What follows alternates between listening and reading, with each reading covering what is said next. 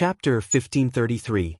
Another visit. Lord Shao was now the favorite of the Crown Prince and Minister Old Yun. The Emperor also held him in high regard. If they offended him, could it potentially impact her husband's future career? The more the magistrate's wife dwelled on this, the more anxious she became. She couldn't help but attribute the trouble to the deputy prefect's wife. To think that she had the audacity to suggest solutions. Wasn't all of this caused by her? Sister, the deputy prefect's wife suggested earnestly, why don't we personally apologize to Madame Shao and clarify the situation? If we make things clear, those two girls won't be able to stir up trouble. Otherwise, it could really cause unnecessary concerns. I didn't anticipate it would escalate like this. I truly acted with good intentions. The prefectural magistrate's wife hesitated, considering what her servants and maidservants had faced during their visit earlier in the day. Doesn't it seem inappropriate? After all, the servants had been forcibly chased out just hours ago. What's inappropriate about that? The deputy prefect's wife responded casually with a smile.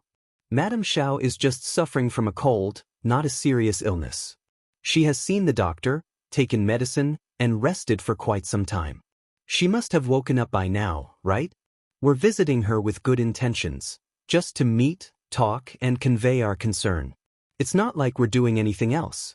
If Madame Shao doesn't appreciate this small gesture, then really, the deputy prefect's wife sighed softly. If we refrain from going, it might be disastrous if Madame Shao genuinely believes the slander of those two maidservants. The magistrate's wife made a firm decision. Sister, you're right. We should personally attend to Madame Shao. That's how hosts should behave. Exactly. Why don't we go now? Although still a bit hesitant, the magistrate's wife agreed. This matter should not be delayed. If it is, Madame Shao might. Without further delay, the magistrate's wife decided, let's go now. Okay. The deputy prefect's wife felt secretly delighted and somewhat smug. Wasn't this another opportunity? This time, she wanted to see if the two maidservants could stop her and the magistrate's wife. Upon arriving at Xianxia and Shao Yunduan's residence, they asked someone to report their presence. Xia and Liqiu were left with a headache. The prefectural magistrate's wife and the deputy prefect's wife had come personally, and Xia and Liqiu were just servants. How could they stop them? Xia hurriedly went to the study to report to Shao Yunduan. Shao Yunduan sensed that something was amiss, and his eyes sank. Of the prefect and deputy prefect, there must be something wrong with one or both of them. Sending their wives to probe indicated a connection to the kidnapping of his wife. Were these two madams attempting to expose his wife's disappearance? His annoyance was evident, but he subconsciously let out a sigh of relief. This meant that his wife should be safe for the time being. That's good. Recognizing that Xia and Liqiu couldn't stop the wife of the magistrate and the wife of the deputy prefect, Shao Yunduan decided to meet them personally. The deputy prefect's wife was dumbfounded. She hadn't expected Shao Yunduan to meet them in person. Wasn't there a distinction between men and women? As an official of the court, did he have to deal with the two of them himself? Didn't he understand the protocols? On the other hand, the prefectural magistrate's wife was also taken aback, but she quickly felt secretly pleased. She had come to the residence to explain the situation under the guise of a hospital visit, ensuring that Shao Yunduan wouldn't misunderstand her. What better opportunity than to clarify herself directly in front of him? If you find any errors, ads pop up, ads redirect, broken links, non-standard content, etc., please let us know reports so we can fix it as soon as possible. Chapter 1534. She didn't care at all. Shao Yunduan smiled graciously upon hearing the latter's words, understanding the underlying concern for his wife. He chose not to blame the servants for their apparent rudeness, attributing the misunderstanding to the impatience of his two daughters. The prefectural magistrate's wife immediately felt relieved and expressed her apologies, emphasizing that it was a mere misunderstanding. However, the deputy prefect's wife was visibly irate. Though she logically knew it was inappropriate to say more, she dismissed the potential suspicions of Lord Shao, confident in the lack of evidence. Trusting in the reliability of His Highness, she remained undeterred, focused on revealing the news of Qiao Xian's disappearance to strengthen their alliance with Lord Shao in the future. Appearing oblivious to the unfolding tension, the deputy prefect's wife persistently urged Qiao Xian to visit her personally under the guise of concern. "Lord Shao, please don't worry. Our intention is not to disturb Madame Shao. We genuinely care for her well-being and believe a conversation might alleviate her ailment. If we speak to Madame Shao, she might recover sooner," she asserted. "Besides, we are already here. Surely, Lord Shao, you won't find our concern disrespectful?" Despite the discreet signals from the prefectural magistrate's wife, the deputy prefect's wife continued unabated. The former blushed, embarrassed by her companion's persistence, and wondered why she hadn't explained matters directly to Lord Shao. Moreover, she questioned the necessity of wanting to see Madame Shao. If she had something to convey, why involve others and create unnecessary complications? The prefectural magistrate's wife found herself flustered, regretting the unfolding situation. Despite her inner turmoil, she refrained from undermining her companion, considering it inappropriate to intervene at that moment. Shao Yunduan's demeanor shifted to a colder tone as he directed his gaze at the deputy prefect's wife, firm in his conviction that the source of the issue lay with this particular couple.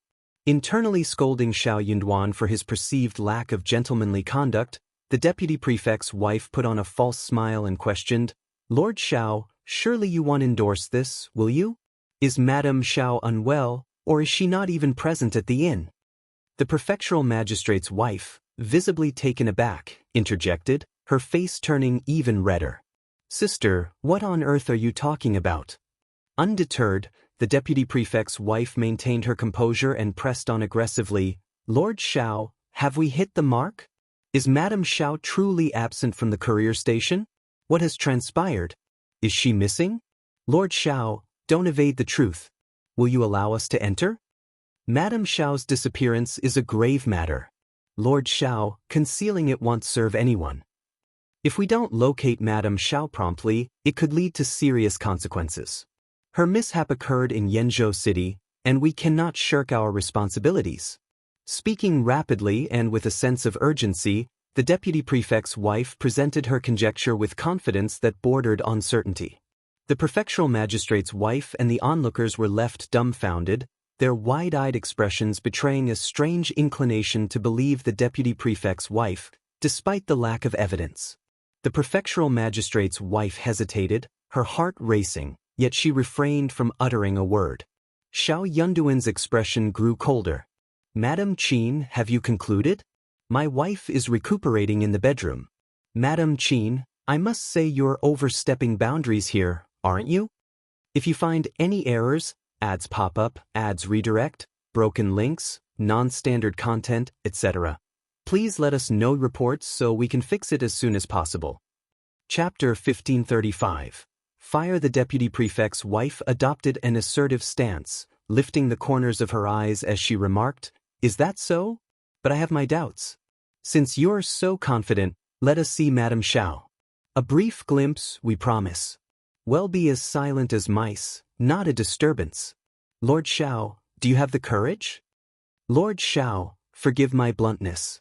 Honestly, I'm doing this for the sake of my old master. What if something untoward happens to Madame Shao? If you accuse us of incompetence, who can we turn to? Planning ahead is essential. Lord Shao, you've gone to great lengths to prevent us from seeing Madame Shao.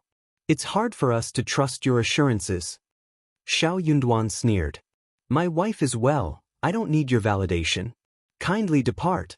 Once she's recovered, you may have your meeting with her." The deputy prefect's wife insisted, "Just a quick glance. Are you unwilling even to respond?" Shao Yunduan chuckled and responded calmly, "Madame Qin, perhaps you're unaware, but I detest threats and moral coercion. Kindly take your leave." Internally cursing his stubbornness, the deputy prefect's wife found him shameless. Despite his statements, he remained resolute. "In that case, I genuinely suspect something is amiss here." "Feel free to harbor your suspicions," Shao Yunduan retorted coldly, casting a stern glance. "But let me remind you, Madame Qin, without evidence, refrain from baseless accusations, or you may find me less accommodating." The deputy prefect's wife sneered. "Lord Shao, are you afraid?" Shao Yunduan replied, "Escort her out." The prefectural magistrate's wife, feeling weak in the legs and with a pounding heart, eagerly desired to leave. She forced a smile, bid her farewell, and, grasping a servant's hand, worked to regain composure before exiting. With her departure, the deputy prefect's wife had no reason to linger. She stood up, offered a parting smile, and left as well. The prefectural magistrate's wife wasted no time waiting for the deputy prefect's wife. Upon departure, she hastened her pace, leaving the latter trailing behind. Smirking with cold resolve, the deputy prefect's wife suppressed her anger. A mere fifth-grade official, she recognized her limited standing. Her husband, a fourth-grade magistrate and a trusted aide to the fourth prince, possessed boundless prospects. Lord Shao's disregard for her authority irked her deeply. Did he believe he could impede the fourth prince's will? Tonight, she vowed to teach him a lesson, planning to embarrass him before everyone. Shao Yunduan hadn't anticipated such arrogance from the deputy prefect's wife. The Yanzhou mansion, he realized, was more complex than he had assumed. Their relationship was on the brink of deterioration, if not already there. He doubted they would hesitate to act against him now. The looming question was, what would be their course of action? Frowning, Shao Yunduan pondered the situation. That night, despite intensified patrols ordered by Shao Yunduan, someone exploited a vulnerability. The relay station, sprawling with servants and government workers, proved chaotic. Seizing the moment, an infiltrator set fire to the compound. The flames erupted simultaneously in the west wing of Shao Yunduan's and Xiao Xian's yard, and the backyard. The scale of the fire suggested liberal use of oil, engulfing half the sky in an instant. In the ensuing turmoil, Li Xia, Li Qiu, and other guards under IS command, namely Bai and Sun Qian, promptly mobilized toward the 500 meters of the courtyard where Qiao Wei once resided. Both the prefectural magistrate's wife and the deputy prefect's wife arrived on the scene. The latter promptly expressed a desire to visit and console Madame Shao amidst the chaos. If you find any errors, ads pop up, ads redirect, broken links, non-standard content, etc., please let us know reports so we can fix it as soon as possible. Chapter 1536. Forcing, however, Li Xia firmly informed her, "My wife is in shock. Lord Shao is currently with Madam and cannot entertain visitors." The deputy prefect's wife sneered in disdain. Once again, faced with rejection. How much longer could he persist in this refusal? Just then, a maid positioned behind the deputy prefect's wife spoke in a hushed tone. "I just witnessed someone taking Madame Shao away. Is Madame Shao truly still in the bedroom?" Another maidservant quickly chimed in, I think I saw it too." Promptly seizing the opportunity, the deputy prefect's wife asserted, "Is it true? Is Lord Shao concealing this out of embarrassment? This is a serious matter. To dispel any rumors, sister, let's enter and confirm. If Madame Shao is present, we can put an end to speculations. If she's indeed abducted, we must devise a plan to rescue her." Lord Shao is bewildered. His wife's safety takes precedence over his reputation. This transpired in Yanzhou City, and we share a responsibility. If we don't inspect the situation and express our concern, we won't be able to justify ourselves in the future. Fuming with anger, the prefectural magistrate's wife felt the urge to vent her frustration. She had merely stood there without uttering a word. Why did he involve her in everything? What did it have to do with her? Not oblivious to the strained relations between the deputy prefect's wife and her husband with Lord Shao, she couldn't fathom why they pulled her into their conflicts. Suddenly, he burst out and forcefully kicked the two maidservants who had spoken. Even amid the clamor of the night, the piercing screams resonated with terror. IS actions were swift, catching everyone off guard. The deputy prefect's wife, once she regained composure, was both shocked and incensed. She retorted, "How dare you assault my people? I'll seek an explanation from Lord Shao and Madame Shao regarding their servant management." Although IS kick didn't physically strike her, it felt like a direct blow to her dignity. She had uttered more than the two maidservants. Yi refrained from kicking her due to her status, but she had undeniably suffered a loss of face. I's demeanor remained unchanged. He met her gaze and stated, "They spoke ill of our wife with filthy mouths, spreading false accusations." As the commotion unfolded, both the prefect and deputy prefect approached. The courtyard fire had been extinguished, and order had been restored, prompting their hurried arrival. The deputy prefect's wife, now even more flustered and enraged, sought solace from her husband. The deputy prefect, seething with anger, demanded, "I demand to see Lord Shao. He owes me an explanation." Shao Yunduan emerged from the room at a measured pace, addressing the deputy prefect calmly, "What explanation do you seek, Lord Qin? These two servants were maligning my wife, and I find that unacceptable." The deputy prefect's wife gritted her teeth, asserting, "Chunlan and Dongmei never lie. If they've spoken, it must be true. Lord Shao, if you have nothing to hide, let us enter and verify. Do you have the courage?"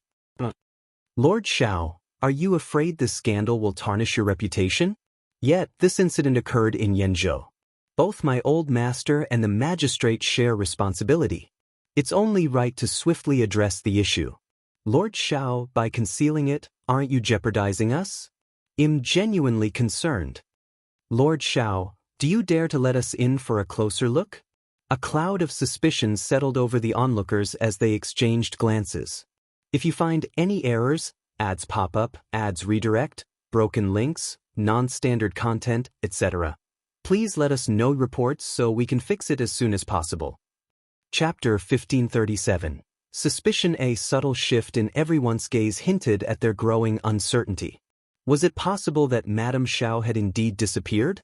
Otherwise, why would the deputy prefect's wife boldly assert such a claim? After all, if it were merely a rumor, it could easily be disproven by having Madame Shao make an appearance. The notion that Madame Shao was missing, coupled with Lord Shao's persistent attempts to conceal the truth, fueled speculation.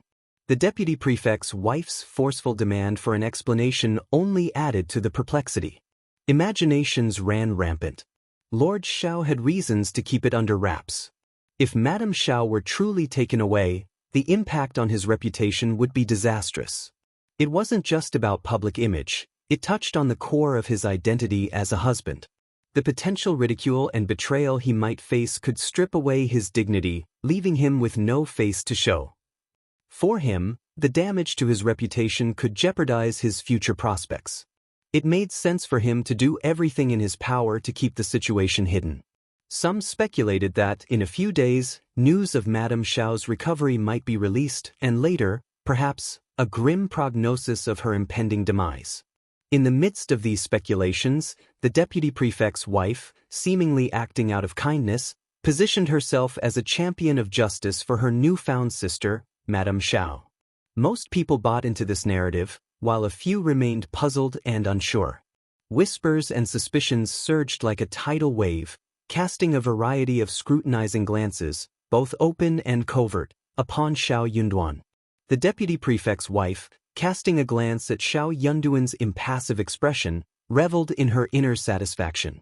She doubted that, at this juncture, Lord Shao could maintain the secrecy. If he continued to deny access to Madame Shao, he would appear guilty, and her insistence would make his denial less believable. "Lord Shao, do you dare?"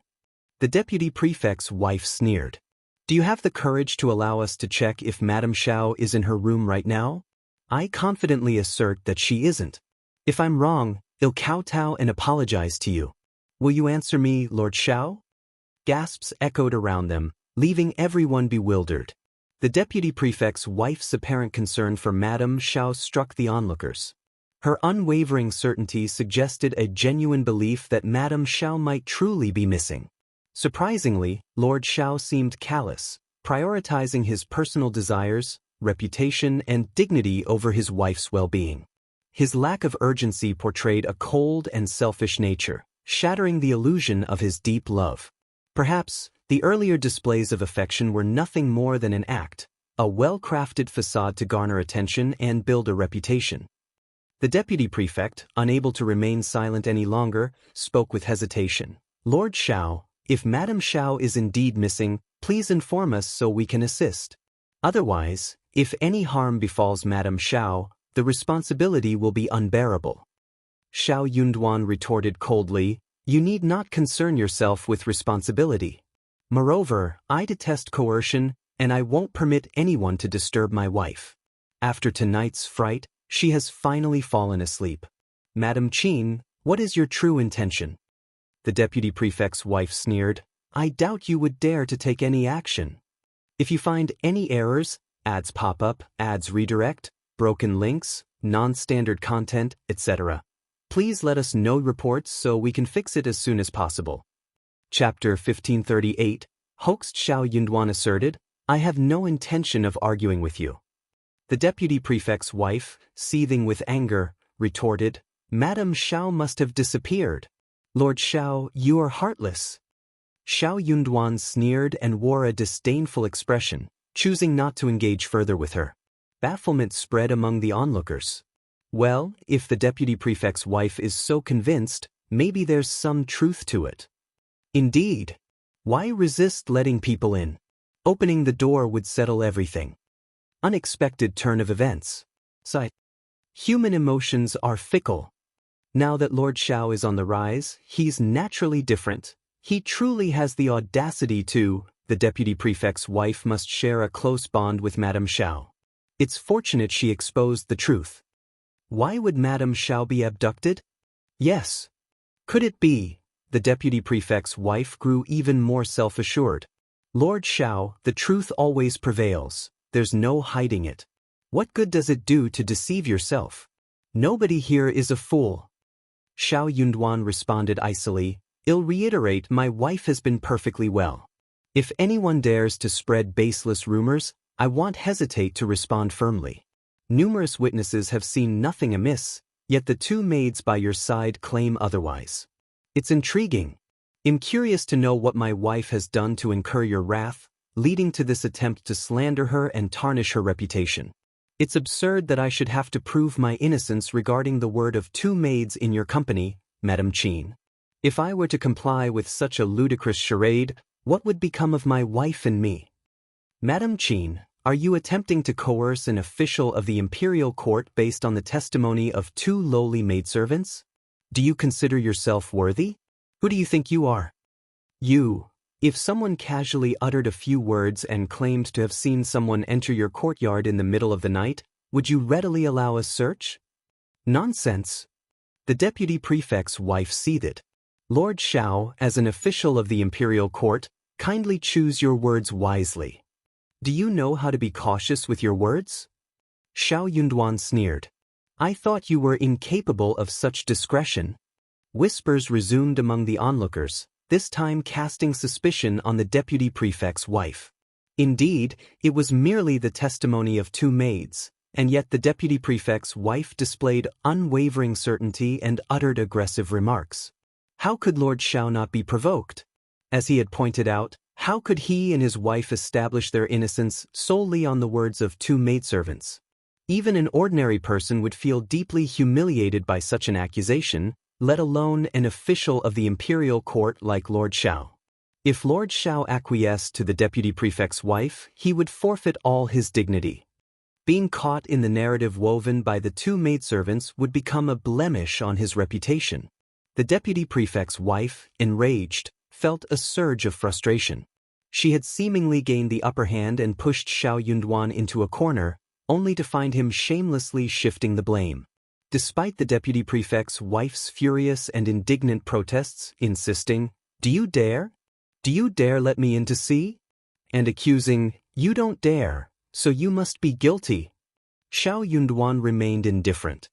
He turned his gaze to the deputy prefect and remarked, Lord Qian, has your wife fallen prey to some malicious deceit? What is the meaning of this? Awkwardly rubbing his nose, the deputy prefect hastened forward to restrain his wife, whispering something to her. Though reluctant, she gritted her teeth and endured it. If you find any errors, ads pop up, ads redirect, broken links, non-standard content, etc., please let us know reports so we can fix it as soon as possible. Chapter 1539. Mockery. The deputy prefect's wife sneered once more. Lord Shao, your silver tongue leaves me speechless. I can only feel sorry for Madame Shao. Missing and forgotten, it wouldn't be surprising if she passed away one day. Pet. Shut up. Shao Yunduan's anger flared, glaring at her. Rest assured, my wife will live a long life. Frustrated by Madame Qian's remarks, Shao Yunduan resisted the urge to retaliate physically against her rudeness. Lord Qian, he continued, addressing the deputy prefect with disdain, you're truly fortunate to have wed such a well-mannered, eloquent lady. With such a remarkable wife, Lord Qian, your future must be promising. The deputy prefect's face reddened instantly, overcome with embarrassment. It felt as if he had been slapped, mocked for choosing a spouse lacking in manners, and cursed for his future. However, his wife had provoked the scolding, leaving him little choice. He gripped her arm to prevent further outbursts and shot her a warning glare. Maintaining a forced smile, he pretended to be oblivious to Shao Yunduan's sarcasm. As long as he feigned ignorance, the embarrassment wasn't truly his. Nevertheless, he couldn't linger any longer, even though indignation bubbled within him as much as his wife. Shao Yunduan, with his thick skin, had pushed them to this point, yet he persistently attempted to mask the situation with sophistry. Lord Shao, my wife must have been frightened by tonight's fire and chaos. She didn't mean anything else. Please, don't argue with a woman. It's late, we should take our leave. We won't disturb your rest. Lord Shao, focus on taking care of Madame Shao for a swift recovery. My wife and Madame Shao instantly hit it off. She genuinely cares for Madame Shao. Shao Yunduan sneered, retorting, your wife's concern is not something anyone can appreciate. You may leave. Shao Yunduan gestured towards the two maids who had been vocal about witnessing Qiao Xian being taken away. However, they must stay. Lord Qian, do you find fault with my decision to pursue this matter? The hearts of the deputy prefect and his wife skipped a beat. Shao Yunduan's assertiveness left little room for refusal, even if his request seemed reasonable. Yet, surrendering these individuals to him was out of the question. Once they were handed over, who knew what kind of punishment Shao Yunduan might mete out? What if the interrogation unearthed some compromising information? While they could feign ignorance, it remained an inappropriate risk. These two have overstepped their bounds. It's understandable that Lord Shao is angered. Men, take them away and administer 30 strokes each. Lord Shao, how does that sound? Shao Yunduan sneered, opting to remain silent. His silence, however, carried implicit agreement. At the deputy prefect's command, bailiffs swiftly descended upon the two maidservants, dragging them down as they cried and pleaded for mercy. Unexpectedly, Shao Yunduan interjected, "Do it here." His subordinates complied, subjecting the two maids to a merciless beating. Their screams echoed, initially accompanied by pleas for mercy, but eventually tapering off as their heads drooped, succumbing to unconsciousness. The onlookers shuddered, their hearts pounding. Shao Yunduan cast a cold gaze across the crowd and declared, "Continue spreading baseless rumors, and next time, the tally will be 60 or 90. If you find any errors, ads pop up, ads redirect, broken links, non-standard content, etc., please let us know reports so we can fix it as soon as possible." Chapter 1540. He wants to alert them the deputy prefect couple's faces burned with humiliation. Despite their anger, they dared not voice their objections. They hastily departed, leaving in a sorry state. The magistrate sighed inwardly and bid farewell to his wife. Shao Yunduan issued some instructions to Bai and Sun Qian, then turned on his heel and returned to the room. Since he had commandeered this residence, Qiao Wei could no longer remain there and had to vacate at the last minute. As the deputy prefect's wife approached Shao Yunduan, Qiao Wei, overhearing their conversation from inside the room, felt a profound unease. The temptation to rush out and disclose the truth, potentially tarnishing Qiao Xian's reputation, was strong. However, fear held her back. Shao Yunduan would never entertain her explanations, even if she feigned an accidental disclosure. His retaliation would be merciless, and she knew she could never endure such consequences. While it seemed gratifying to exact revenge on Qiao Xian and sully his reputation, Xiao Wei had to prioritize self-preservation. She couldn't risk her life and future to go down with Xiao Xian. Thus, she reluctantly endured the frustration, feigning ignorance. In her heart, she silently cursed that Xiao Xian would never return. That night, Xiao Yunduan found no sleep. There was no news of Xiao Xian, no contacts, and no clues. The uncertainty of when any information might surface weighed heavily on him. Yanzhou City, coupled with the element of surprise working against him, posed a daunting challenge in finding someone amid the sea of faces. Furthermore, conducting an open search was out of the question. One certainty provided some solace: his wife was currently safe. The very fact that they had orchestrated the leak about her disappearance hinted at her security. Yet, she couldn't remain concealed indefinitely. This wouldn't be the last time the deputy prefect's wife would act so unreasonably. Xiao Yunduan couldn't afford to counter her vehemently every time. Ultimately, there was no need for him to engage in verbal sparring. His wife only needed to reveal herself inadvertently, causing the deputy prefect's wife to lose face. Throughout the night, Xiao Yunduan mulled over his decision. He resolved to alert the enemy. Certain that his wife's disappearance was linked to the deputy prefect couple, he planned to confront the deputy prefect that day and inquire directly. He intended to ascertain if his master had set any conditions. Convinced that the deputy prefect would inevitably contact someone, Xiao Yunduan instructed Bai and Sun Qian to discreetly monitor him and shadow his movements. In a village over 30 miles from Yanzhou City, Xianxia was dispatched into the city by his master before dawn. Upon arrival, he inquired at the government office but gleaned no information regarding Madame Shao's disappearance. Inwardly relieved, Xianxia marveled at how adeptly Lord Shao had managed to conceal the news. While he expected secrecy within the Shao family, he hadn't anticipated such effective concealment in Yanzhou. Impressed, he wasted no time and immediately hired a carriage to hasten back to the village, sharing the information he had gathered. Upon hearing the news, Xiao Xian sighed in relief and remarked, "I knew you'd be able to keep the news under wraps. I must return now, or he might not handle the situation well." While Xiao Xian didn't fully trust the information, it at least confirmed the existence of a mole. If you find any errors, ads pop up, ads redirect, broken links, non-standard content, etc., please let us know reports so we can fix it as soon as possible. Chapter 1541. Return. The traitor had conspired with others to kidnap her, and Lord Shao couldn't conceal the news indefinitely. He was certain to find a way to disseminate it. Her husband must be going through a tough time these past 2 days. Xie Jingrong couldn't help but feel a twinge of disappointment as he observed the joy on her face. He concealed it skillfully, maintaining a gentle smile as he nodded and said, "Then, let's go." Afterwards, the group immediately took the carriage into the city. Although Xie Jingrong didn't make an appearance, he checked into an inn upon entering the city. He tasked Xianxia with delivering a letter to Xiao Yunduan. Xiao Yunduan was elated upon reading the letter. The collaboration unfolded seamlessly, and Xiao Xian returned to the station unnoticed. This time, she truly needed rest in bed. Tearfully, Li Xia and the others left, leaving Xiao Yunduan by her side. Unable to contain his joy, Xiao Xian hugged Xiao Yunduan, laughing with delight. Xiao Yunduan gazed down at the woman in his arms, smiling as he tightened his embrace. Xiao Xian, looking up from his arms, locked eyes with him, and they shared a kiss.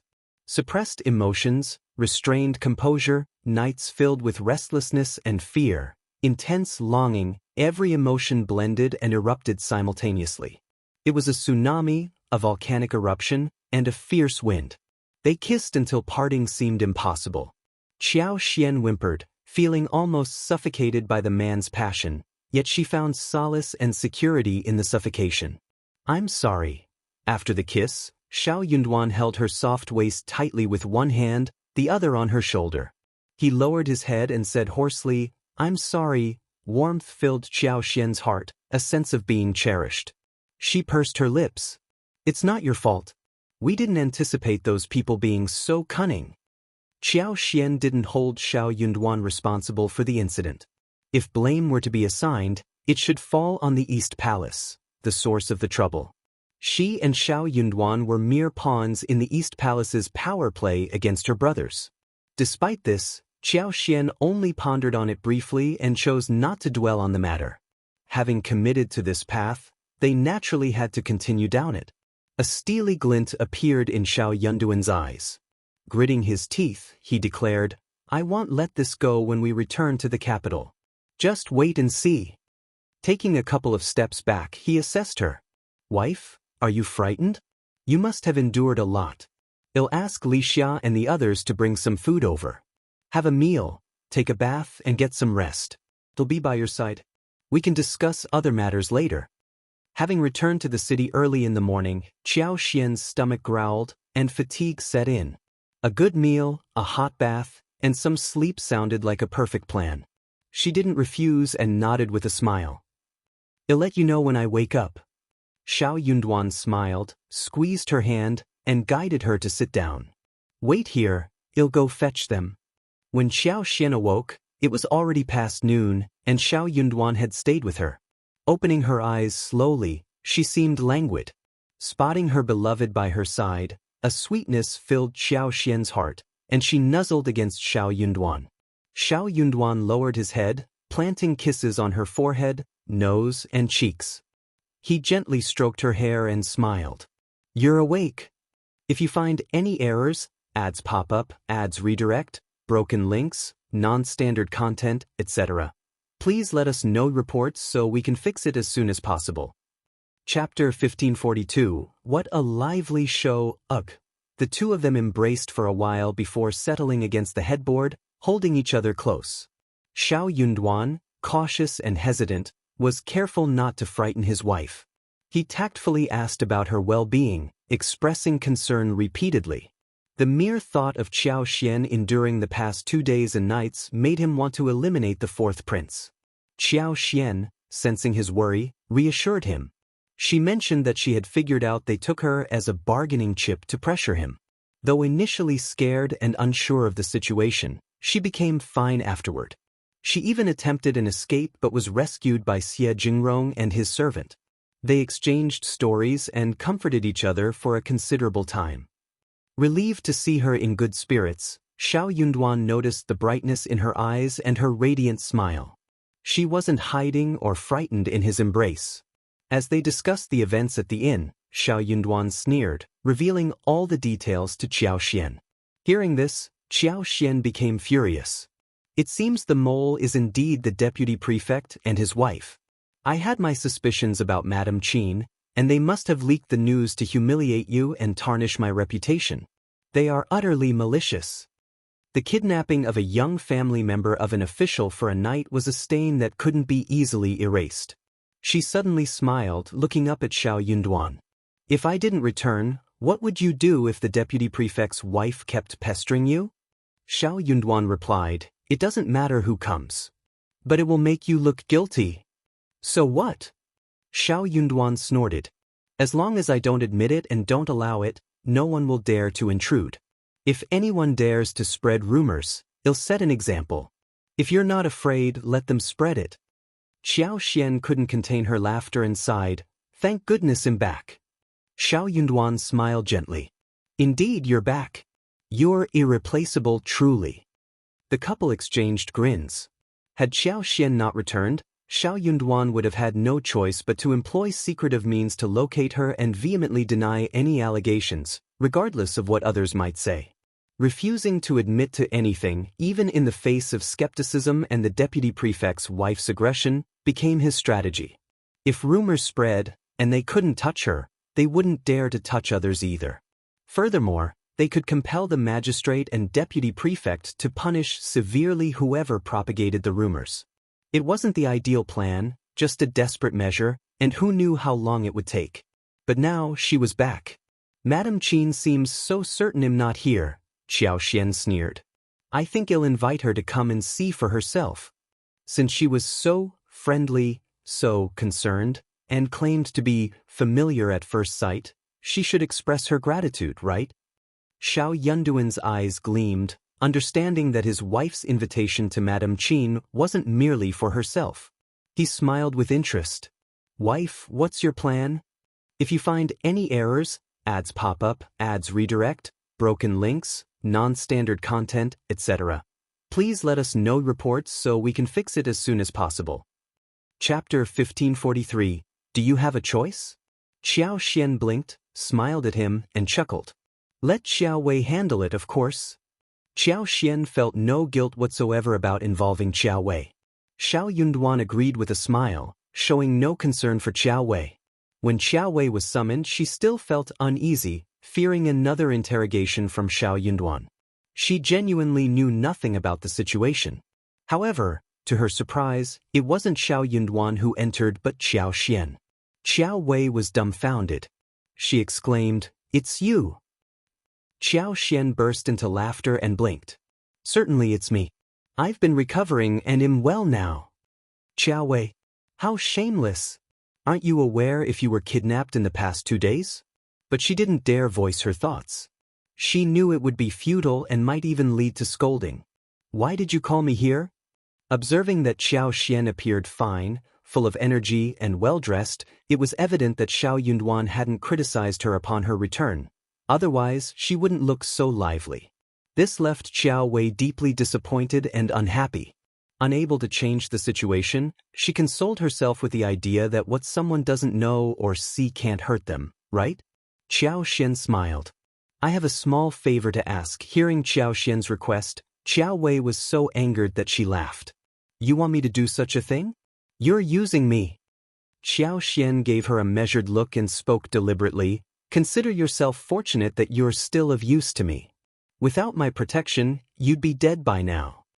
I won't do it. Do you have a choice?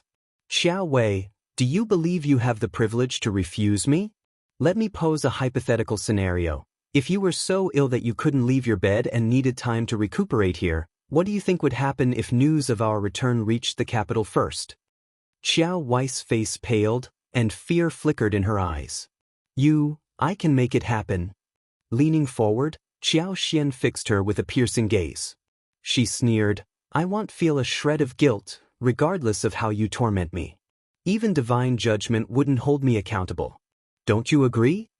Xiao Wei breathed heavily, trembling slightly. Yet she averted her gaze in panic and guilt. Though full of anger, she didn't dare challenge Xianxia. She lacked both the capability and the confidence. Her heart harbored only sorrow. "Fine, I'll do it." The deputy prefect's wife spent a restless night, her discontent evident the next day. Unexpectedly, Xiao Wei sent word to her, confirming that Xianxia was truly absent. Xiao Wei even suggested she visit at 3 p.m., assuring her that Shao Yunduan wouldn't be present. Xiao Wei aimed to deal with Li Xia, Li Qiu, and Yi so the deputy prefect's wife could intrude without hindrance. Ecstatic, the deputy prefect's wife harbored no doubts about Xiao Wei's message. Aware of the long-standing animosity between Xiao Wei and Xianxia, and considering Xiao Wei's residency in the intermediate station, the deputy prefect's wife seized what seemed like a golden opportunity. If initially her goal was to complete the fourth prince's task and gain his approval for her husband, now she also relished the prospect of humiliating Shao Yunduan. This time, with Xiao Wei as an insider, the deputy prefect's wife brazenly entered Xiaoxian's room. Li Xia and Li Qiu, spotting her from a distance, screamed in panic, realizing it wasn't too late to intervene. If you find any errors, ads pop up, ads redirect, broken links, non-standard content, etc., please let us know reports so we can fix it as soon as possible. Chapter 1544. Smug indeed, the bedroom was empty. The deputy prefect's wife erupted with joy. She couldn't suppress her triumphant smile. "Madame Qin, how can you barge into our madam's room so brazenly, casually, and indifferently? Madame Qin, your behavior is exceedingly impolite." Li Xia seethed with anger. The deputy prefect's wife snorted, dismissing Li Xia and Likia's indignation. She sneered, "Where's your madam? You claimed she's recuperating, didn't you? Why isn't she present?"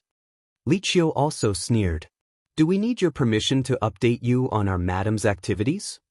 The deputy prefect's wife couldn't contain herself any longer. "I suspect your madam was kidnapped. You've been guarding an empty house for the past 2 days, haven't you? Lord Shao is quite heartless. Don't spout nonsense. Xianxia and Likia's expressions shifted simultaneously. They were enraged, panicked, and feeling helpless. Isn't it clear whether I'm spouting nonsense or your masters and servants are lying and covering it up? The deputy prefect's wife sneered. This incident occurred in Yen Prefecture City. Even if Lord Shao is indifferent, we can't turn a blind eye. Otherwise, rumors will spread. The deputy prefect's wife instructed her servants to promptly summon the prefectural magistrate's wife. The maidservant, loyal to her mistress, agreed and hastened away. Xianxia and Liqiao were unable to stop her. Although anxious to leave, Xianxia and Liqiao faced an unyielding deputy prefect's wife. They intended to inform Shao Yunduan? No chance. She would obstruct these two, even if it meant going all out and having a confrontation. Moreover, seeing Xianxia and Liqia's urgency to find Xianxia, the deputy prefect's wife's initial skepticism subsided completely. It was evident that the information provided by Qiao Wei was entirely accurate. Why else would Xianxia and Liqiao be so urgently seeking assistance? Too late. With her presence, their efforts were futile. The standoff continued until the prefectural magistrate's wife finally arrived. Observing the tense situation, the prefectural magistrate's wife inwardly sighed and frowned. She had no desire to get involved in such matters. Her husband remained impartial, and she naturally followed suit. The deputy prefect's family had gone too far. It was one thing for her to stir up trouble, but involving her was a step too much. Hurrying over, she asserted that Madame Shao was in her room and might have been kidnapped. Now, she couldn't even find an excuse to decline the deputy prefect's wife's request to check on her. "Sister, you've come at last. This situation frightened me so much, I couldn't handle it on my own." Upon spotting the prefectural magistrate's wife, the deputy prefect's wife quickly patted her chest, dramatizing the situation. She eagerly recounted the events, her smug demeanor irking the prefectural magistrate's wife. Why hadn't she realized the extent of her pretentiousness before? Liqiao about Madame Shao, of course, it's true. Isn't it evident? The deputy prefect's wife sneered, directing her gaze at Xianxia and Liqiao. Otherwise, bring Madame Shao out for us to meet. Can you make her come out? Xianxia sneered. Madame Qin doesn't seem to have the authority to decide whether Madame Shao wants to meet her or not. Shouldn't Madame Shao have the choice to decide? Liqiao added, Madame Qin, your approach is unreasonable. The moment you entered, you stole the spotlight and started spouting baseless claims.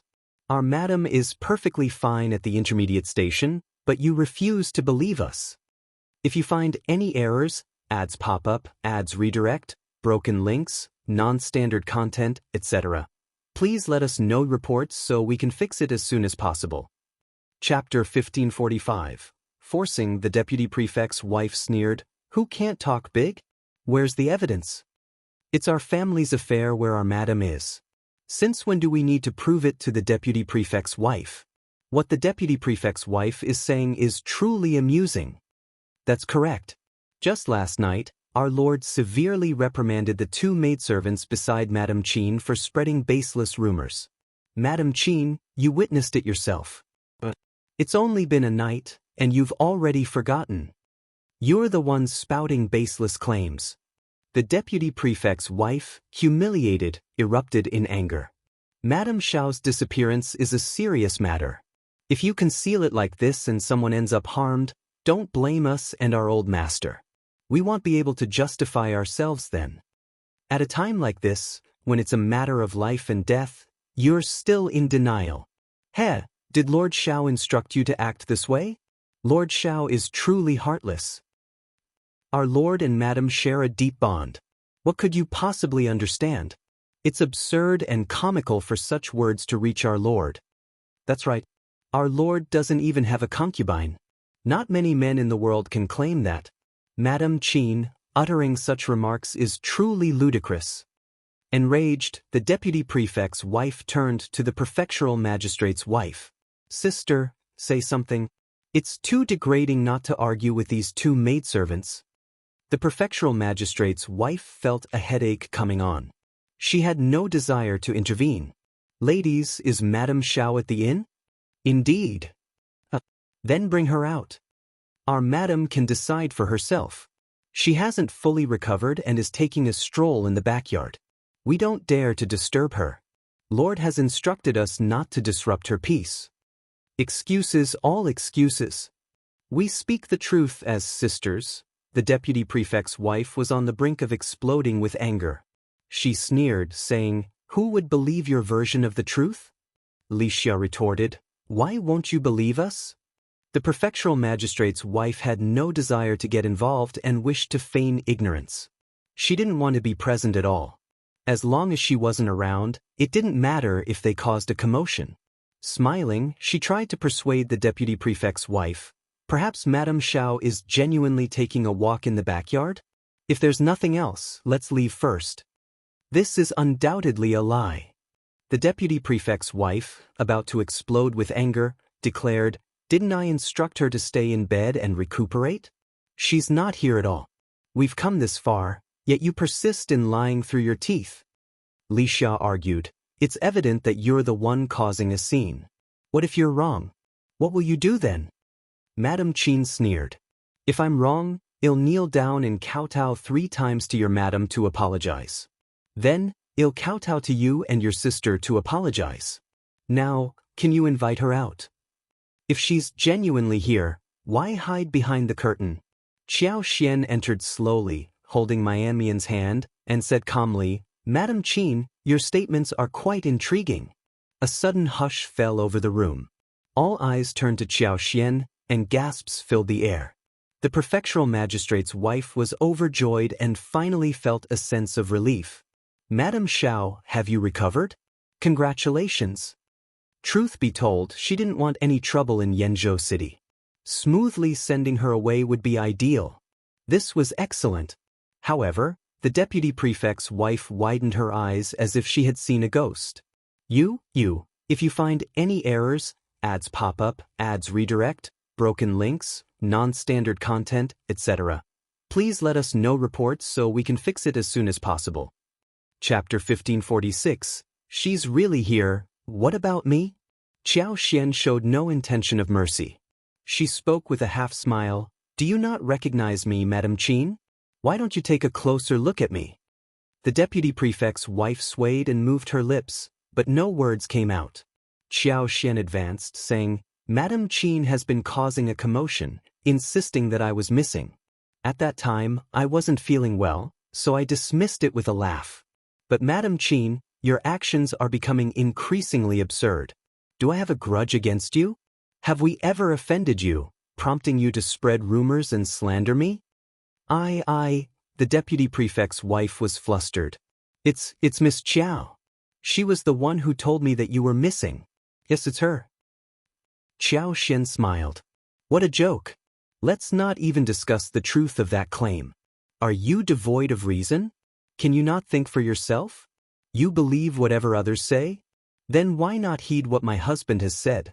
Do you trust words that paint us in a negative light and wish to cause a stir without cause? Madame Qian, when have we wronged you or Lord Qian? Madame Qian, why not speak plainly? Madame Qian, repeatedly involving yourself in such trivial matters should not leave you embarrassed to make things clear, right? Since you're unwilling to clarify, let my husband discuss this matter with Lord Qian." The deputy prefect's wife's eyes widened, and her body trembled. She gritted her teeth but couldn't utter a word. What could she say?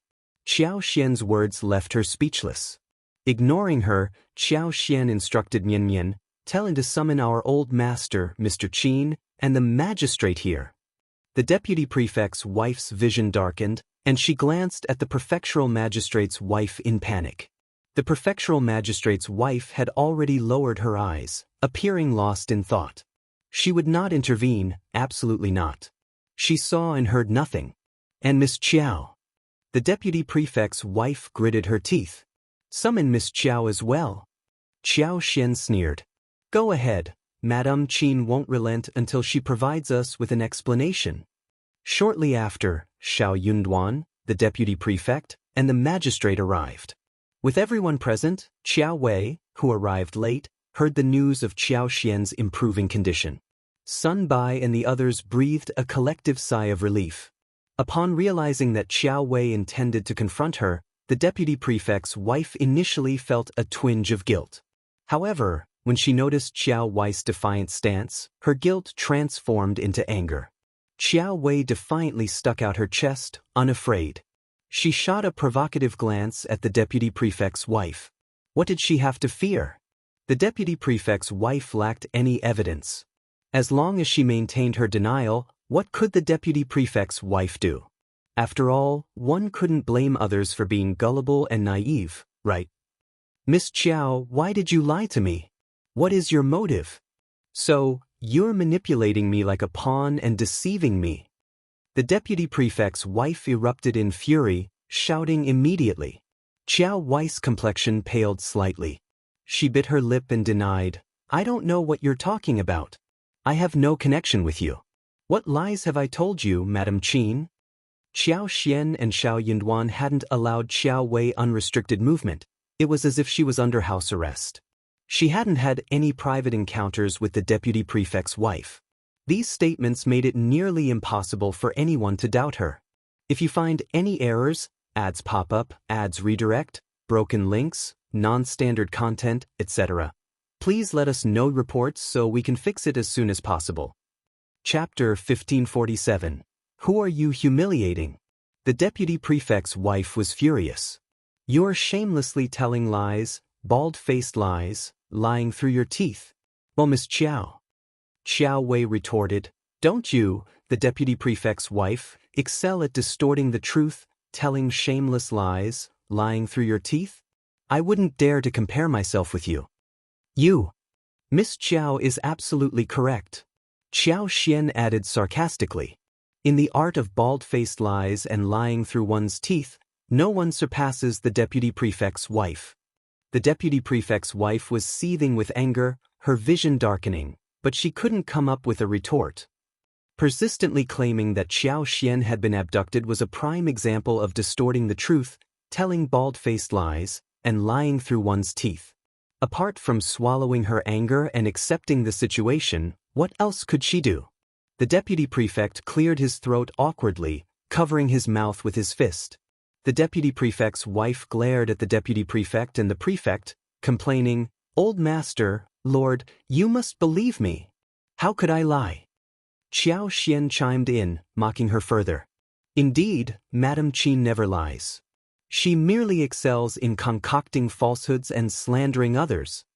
Madam Qin, everyone. Now it was Shao Yunduan's turn to cough.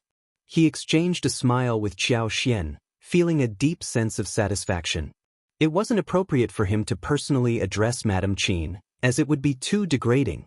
However, having his wife handle the situation was entirely fitting. Madam Qin was frustrated. If Madam Shao had come out earlier, why should I come out?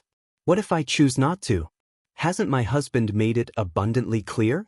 Your two subordinate maids, born in an intermediate relationship, demand that I stand up and prove my innocence? Madam Qin, whom do you think you're looking down upon? More precisely, whom are you humiliating? Lord Qin, Shao Yunduan turned to the deputy prefect, tell me what needs to be done. The deputy prefect forced a smile. Well, it's a misunderstanding, of course. It's entirely my wife's fault. I must apologize. He shot a stern look at Madam Qin and murmured, What are you waiting for? Apologize to Madam Shao. Madam Qin, filled with reluctance, had no other option. With the tide turned against her, she had to swallow her pride. Gritting her teeth, she bowed deeply to Xiao Xian. I apologize, Madam Shao. I acted impulsively. Please forgive me. Xiao Xian smiled. Madam Qin, could you enlighten me on why you are so convinced by the words of the two maids? Why are you discontent with me and wish ill upon me, readily believing any baseless or absurd accusations against me? No. Madam Qin was taken aback. Really? Madam Qin scolded Xiao Xian for being cunning, feeling both embarrassed and vexed. Madam Qin, don't claim it's for my well-being or out of concern for me, Xiao Xian sneered. Do you take me for a fool? A woman's reputation is crucial. Are you suggesting I was kidnapped for my own good? Madame Qian couldn't utter a word. Cold sweat formed on her forehead, and she felt so agitated that she nearly wanted to faint.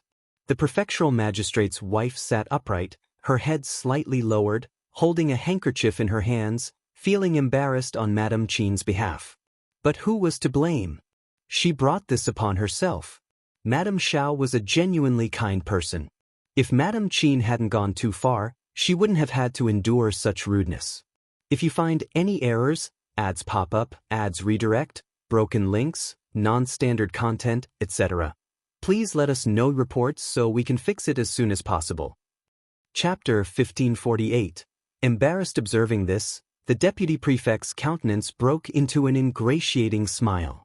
Lord Shao, Madame Shao, it's entirely the fault of my wife for acting imprudently and thoughtlessly. The blame rests solely on her shoulders. It is only natural for Lord Shao and Madame Shao to feel displeased. Nevertheless, the deed is done. Thankfully, Madame Shao hasn't suffered any real harm. I implore you to forgive her once you've expressed your frustration. Please, exercise magnanimity.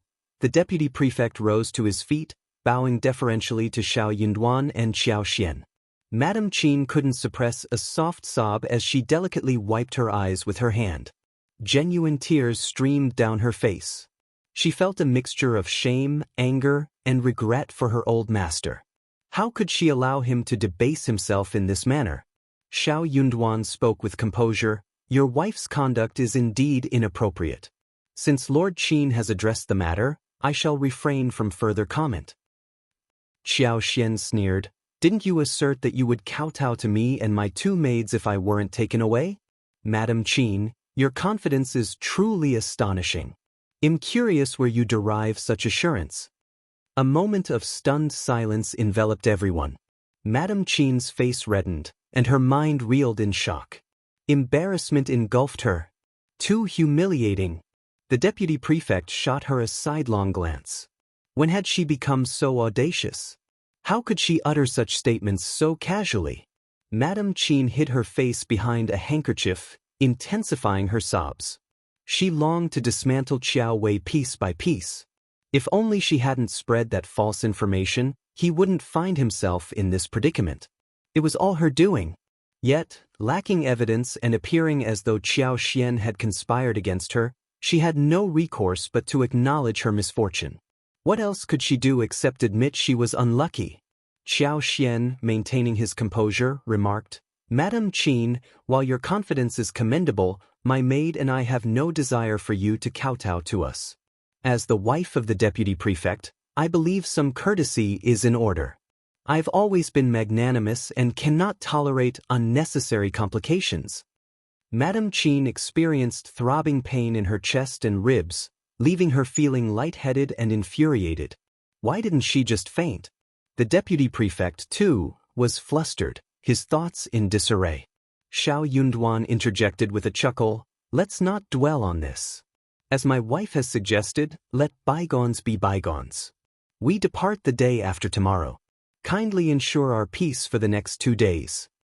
The deputy prefect wiped sweat from his forehead, nodding hastily, while the magistrate offered polite words and a smile. Soon, the quartet rose and exited in succession. Upon stepping out, Madame Qian nearly kicked the threshold and stumbled, injuring her toes. Returning home, she discovered bruises and endured pain. Xianxia and Shao Yunduan exchanged glances, sharing a laugh. I feel much better now. What kind of person is she? Trying to strike when I'm down. Xianxia remarked. Shao Yunduan smiled. It's not over yet, just wait and see. Intrigued, Xianxia nodded. Really? I'm eagerly anticipating it. The deputy prefect's couple, leaving the relay station, were utterly stunned. Their minds reeled, a dizzying embarrassment settling in. They had never experienced such humiliation before, not even from the magistrate. This time, they had truly encountered an unexpected challenge. Returning to their home, they closed the door and engaged in a heated argument. If you find any errors, ads pop up, ads redirect, broken links, non-standard content, etc., Please let us know reports so we can fix it as soon as possible. Chapter 1549. End of the farce. The farce ultimately reached its conclusion. The deputy prefect's wife relinquished her pursuit of revenge against Xianxia and Shao Yunduan, not out of disinterest but due to the realization that such an opportunity would never present itself. Xiaoxian's cutting words had left her feeling deeply embarrassed, and the prospect of further humiliation deterred her from attempting any retaliation. A palpable sense of danger emanated from Xiaoxian. She recognized him as someone not to be trifled with. Offending him was a risk she couldn't afford to take, and the humiliation he inflicted had been a bitter lesson. Fueled by resentment, she redirected her animosity toward Xiao Wei, despising her to the core. That audacious woman dared to orchestrate her downfall. If not for the fabricated news she relayed, the deputy prefect's wife reasoned, she wouldn't have acted impulsively, and Xiaoxian wouldn't have slapped her in public. It was akin to inviting others to witness the assault, a blow to her dignity she couldn't easily stomach. While still contemplating ways to exact revenge on Xiao Wei, a startling event unfolded that night. An assassin infiltrated the relay station and attacked Shao Yunduan. Imperial physicians rushed to attend to him, leaving Xiaoxian in a state of panic. Witnessing Shao Yunduan's pallid face, she succumbed to the stress and fainted. The relay station buzzed with activity as lights illuminated the chaos. People were thrown into disarray. Sun Bai and his comrades, along with Yi and a dozen guards, pursued the assassin, but the assailant left behind traces and managed to escape into the deputy prefect's courtyard. The deputy prefect and the prefect resided at the rear of the government office. Although provided accommodations at the relay station, the deputy prefect couple continued to reside there, enjoying the magistrate's favor and additional territory. When Sun Bai, Yi, and the others stormed in, the deputy prefect couple naturally erupted in fury. However, the sight of bloodstains in the courtyard brought panic to their faces. Quick-witted, the deputy prefect's wife immediately asserted that this was Lord Shao and Madame Shao's act of vengeance.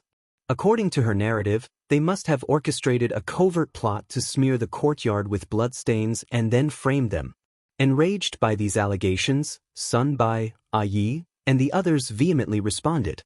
Sun Bai snapped, "Our lord barely survived an assassination attempt, with the imperial physician currently working to save her." Madame was so terrified she fainted on the spot. Numerous brothers have tracked the assailant all the way here. Additionally, bailiffs from your government office are stationed to guard the courier station. Everyone witnessed a black-clothed infiltrator with their own eyes, yet Madame Qin is playing the blame game. She's truly cunning and malicious. Brothers, let's find the assassin and expose her deceit. The deputy prefect, in a state of panic, protested, "You can't search." Upon learning of Shao Yunduan's grave injury, shock overcame the deputy prefect and his wife. Madame Qin, too frightened to speak further, recoiled. Sun Bai sneered, "Why not? Are you shielding the assassin? It seems Lord Qin is implicated with the assailant." "What baseless accusations? There's no truth to that." Sun Bai retorted, "It might not be so. Although we're unsure of the motive, it's evident that both of you harbor animosity towards our madam and madam. Madame Qin has repeatedly caused trouble before. It's not surprising if you seek revenge. You can't escape suspicion. Lord Qin, even if it's to clear your name, step aside. Otherwise, it looks like you're protecting the culprit." The deputy prefect found himself speechless, well aware that his wife's antagonistic actions toward Shao Yunduan and Xiaoxian were glaringly apparent to everyone. If you find any errors, ads pop up, ads redirect, broken links, non-standard content, etc., please let us know reports so we can fix it as soon as possible. Chapter 1550. Assassin. Coincidentally, Xiaoxian had incurred the wrath of the deputy prefect's wife earlier in the day. However, as night fell, a shocking incident unfolded at the courier station, and the discovery of bloodstains led straight to his residence. It seemed like an open and shut case. Regardless of his protestations, denial proved futile. "Lord Qin, I have grounds to suspect you're buying time for the assassin," accused Sun Bai. "You." The magistrate, relishing the deputy prefect's discomfort, seized the opportunity, stating, "Brother Qin, let them conduct the search. How else will you explain this to Lord Shao? If they find nothing, it will vindicate you." Shao Yunduan's injury, attributed to the assassination attempt, implicated the deputy prefect. Refusing the search would not appease Shao Yunduan, and further consequences loomed, including potential loss of his official position as deputy prefect. Faced with this realization, the deputy prefect became increasingly flustered. Struggling to maintain composure, he gritted his teeth. "Fine, you may search. But if you find nothing, be prepared to answer to me." Sun Bai sneered. "Agreed. You've said it." "Bah." Madame Qin, in a panic, interjected, "Old master, we can't allow this. Why should we submit to a search? This is clearly—" "Shut up." While usually domineering, even the prefectural magistrate's wife failed to garner Madame Qin's respect.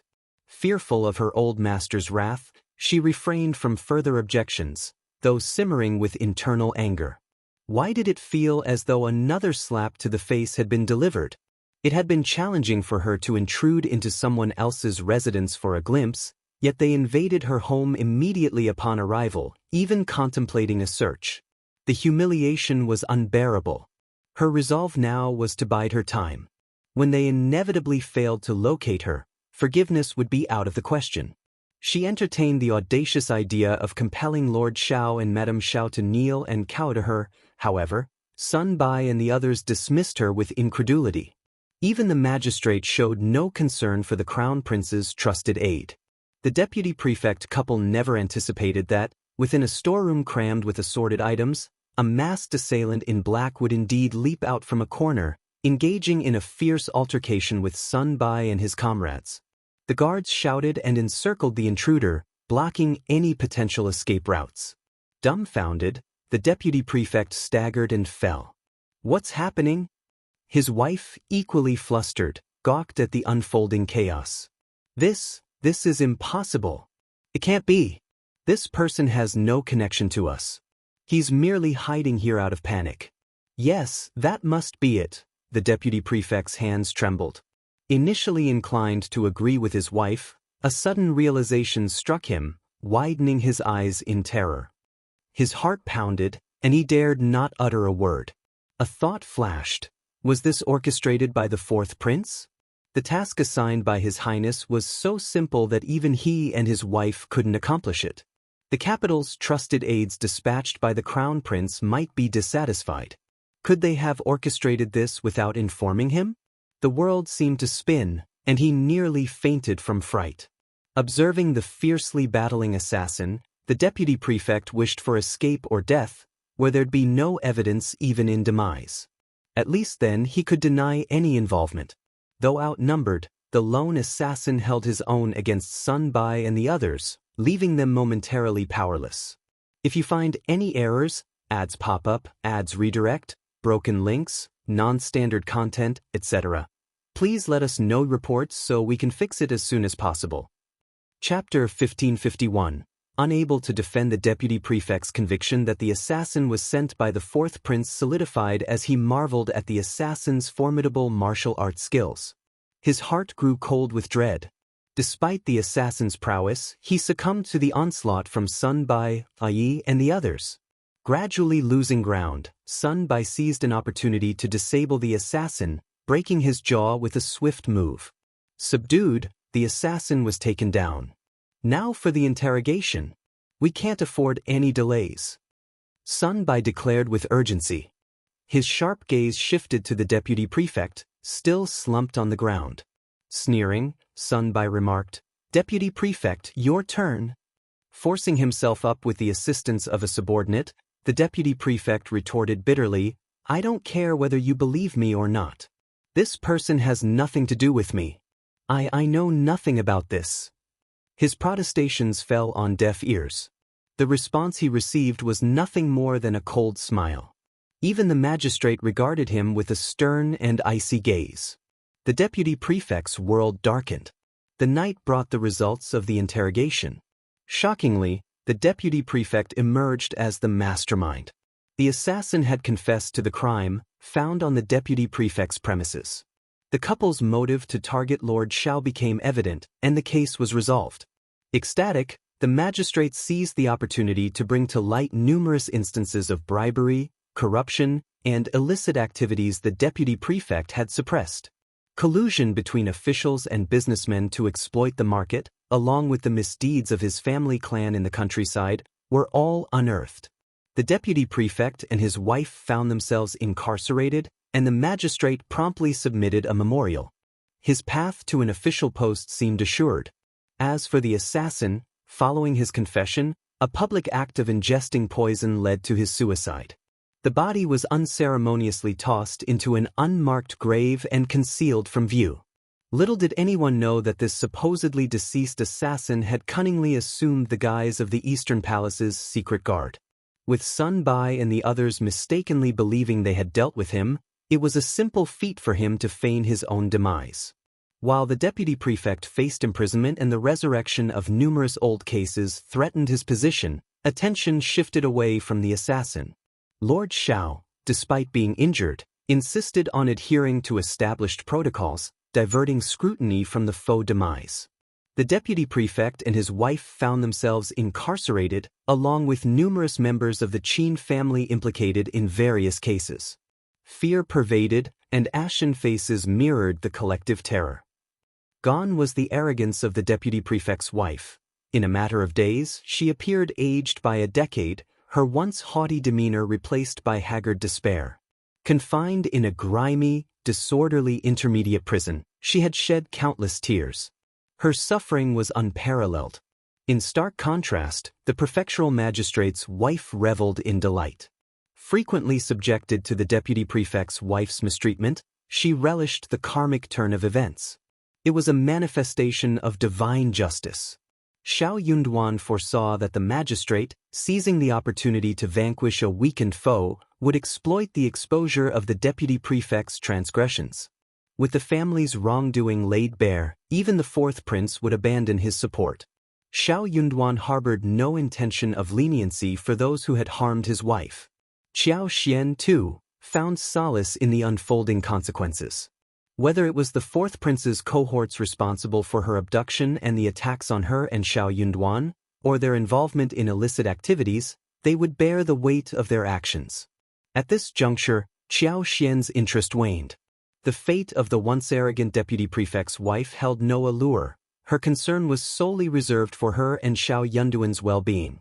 If you find any errors, ads pop up, ads redirect, broken links, non-standard content, etc., please let us know reports so we can fix it as soon as possible. Chapter 1552. Regret. Xiao Xian anxiously awaited Shao Yunduan's return to the capital in the coming days.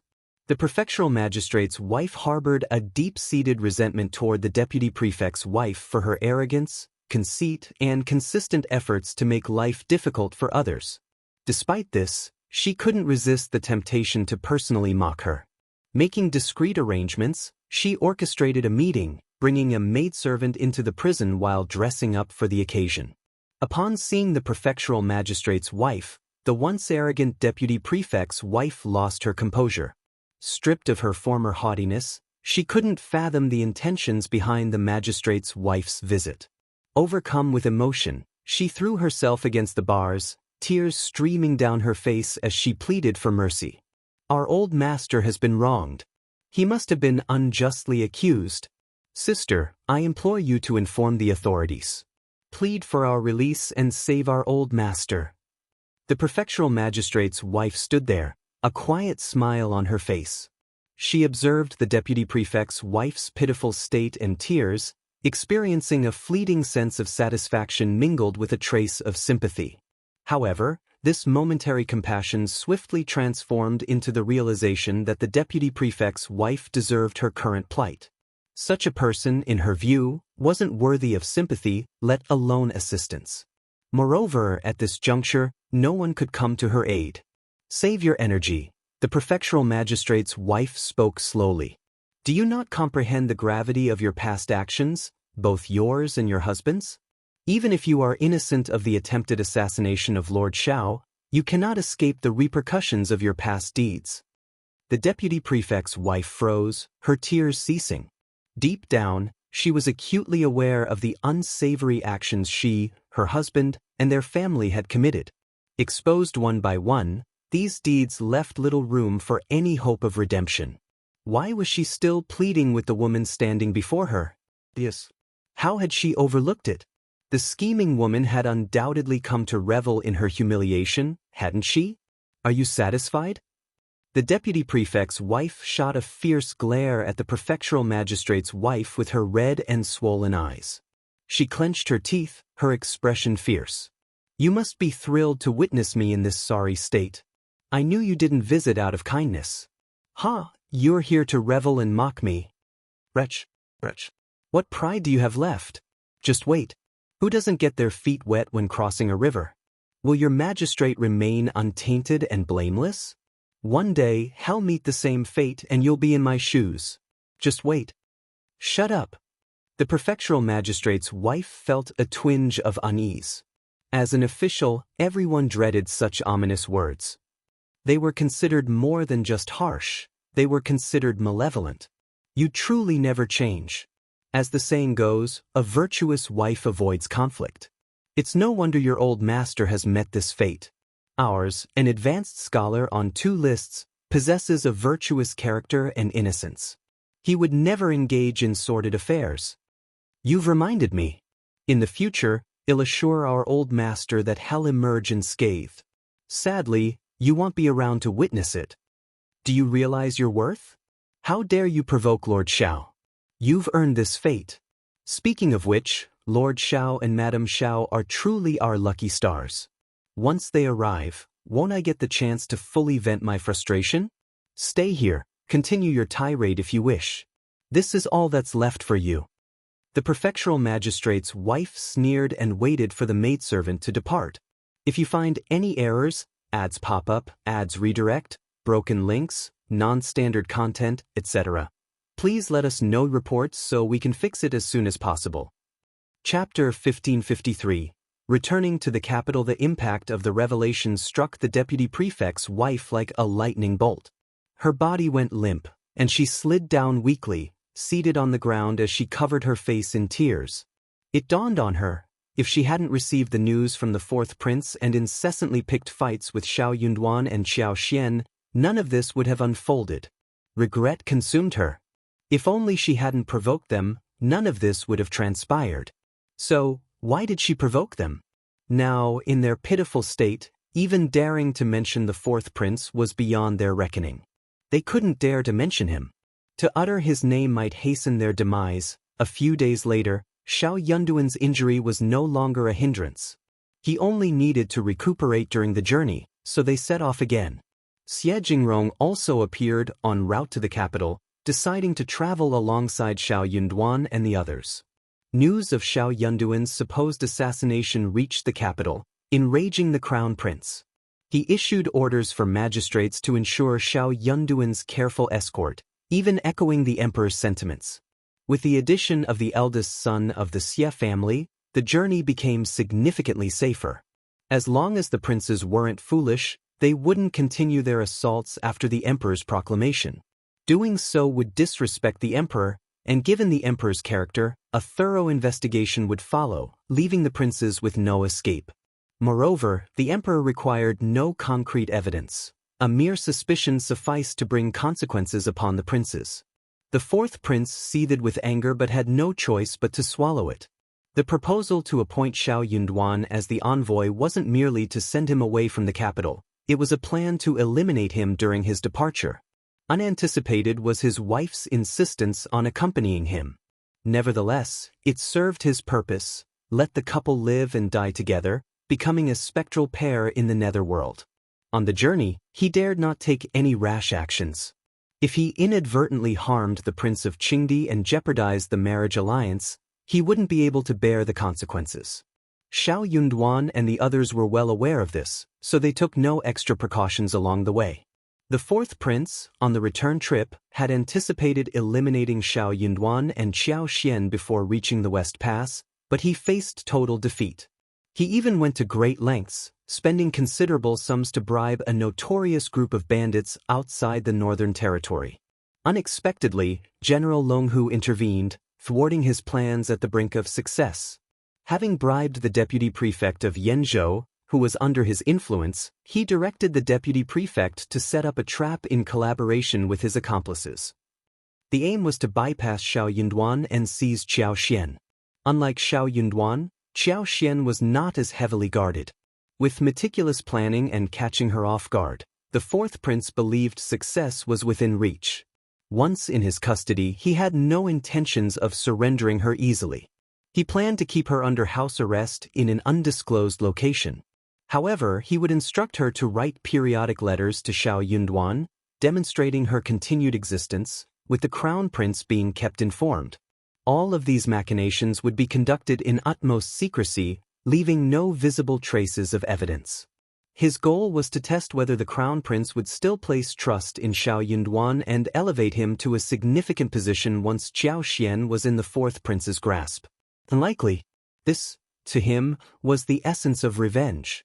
If you find any errors, ads pop up, ads redirect, broken links, non-standard content, etc., please let us know reports so we can fix it as soon as possible.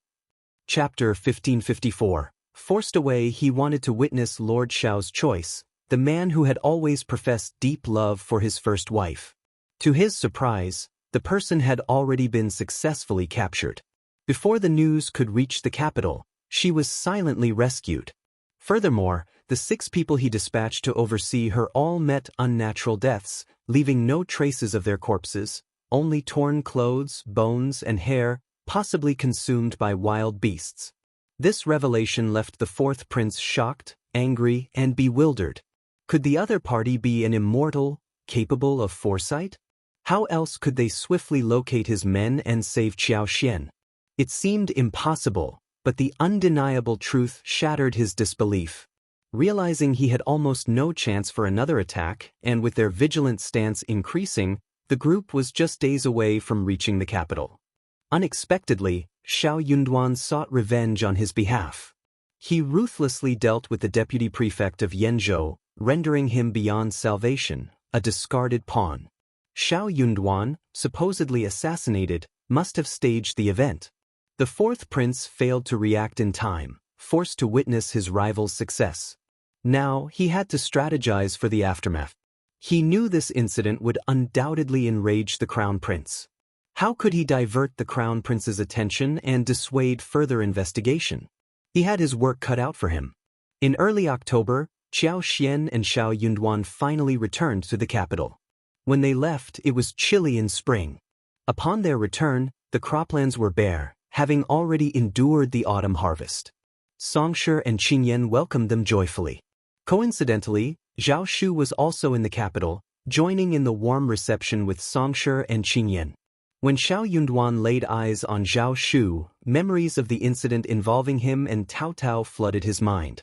However, with more pressing matters at hand, he decided to set aside that issue for the time being.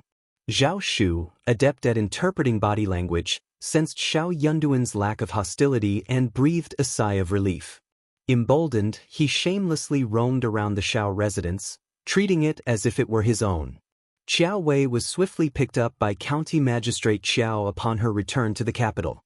The next morning, she departed for County Magistrate Xiao's office without even stopping at the Qiao family residence. During her journey, Shao Yunduan sent a letter to County Magistrate Xiao, employing both persuasive and firm language. However, the outcome was far from favorable. Fearing the consequences, County Magistrate Xiao contemplated dispatching someone to the capital to retrieve Qiao Wei. Upon learning that the noble lady had invited Qiao Wei to stay, and sensing potential trouble brewing, County Magistrate Xiao regretted his decision. If he had known, he would have never allowed her to stay. Upon receiving the report, Shao Yunduan seized the opportunity to meet Old Master Qiao in secret. Without mincing words, he urged the elderly man to leave the capital with the entire Qiao family and return to their hometown. Old Master Qiao, irate and ready to argue, sneered in response. Shao Yunduan countered, "Feel free to try, but be prepared to forfeit your official position and your nephew's future. If you find any errors, ads pop up, ads redirect, broken links, non-standard content, etc., Please let us know reports so we can fix it as soon as possible. Chapter 1555. Forced. Do you believe the Qiao family has plunged into a state of decline? Allow me to elucidate what it truly means to be in such a predicament. The entire household subsists on porridge, struggling to procure enough clothing to adequately cover their bodies. Care to experience it for yourself? Old Master Qiao berated indignantly. Who do you think you are? You're attempting to intimidate me. Shao Yunduan responded icily. You are well aware whether I am issuing threats or not. I have never sought favors from the Crown Prince. Do you believe he would rebuff me if I did? Can you honestly claim that you've never engaged in discreet activities since assuming your official post? If you can assure me of that, I might relent and let you off. Are you willing to make such a declaration? Old Master Qiao was left speechless. Being an upright official was not in his nature. How could he possibly make such a bold assertion?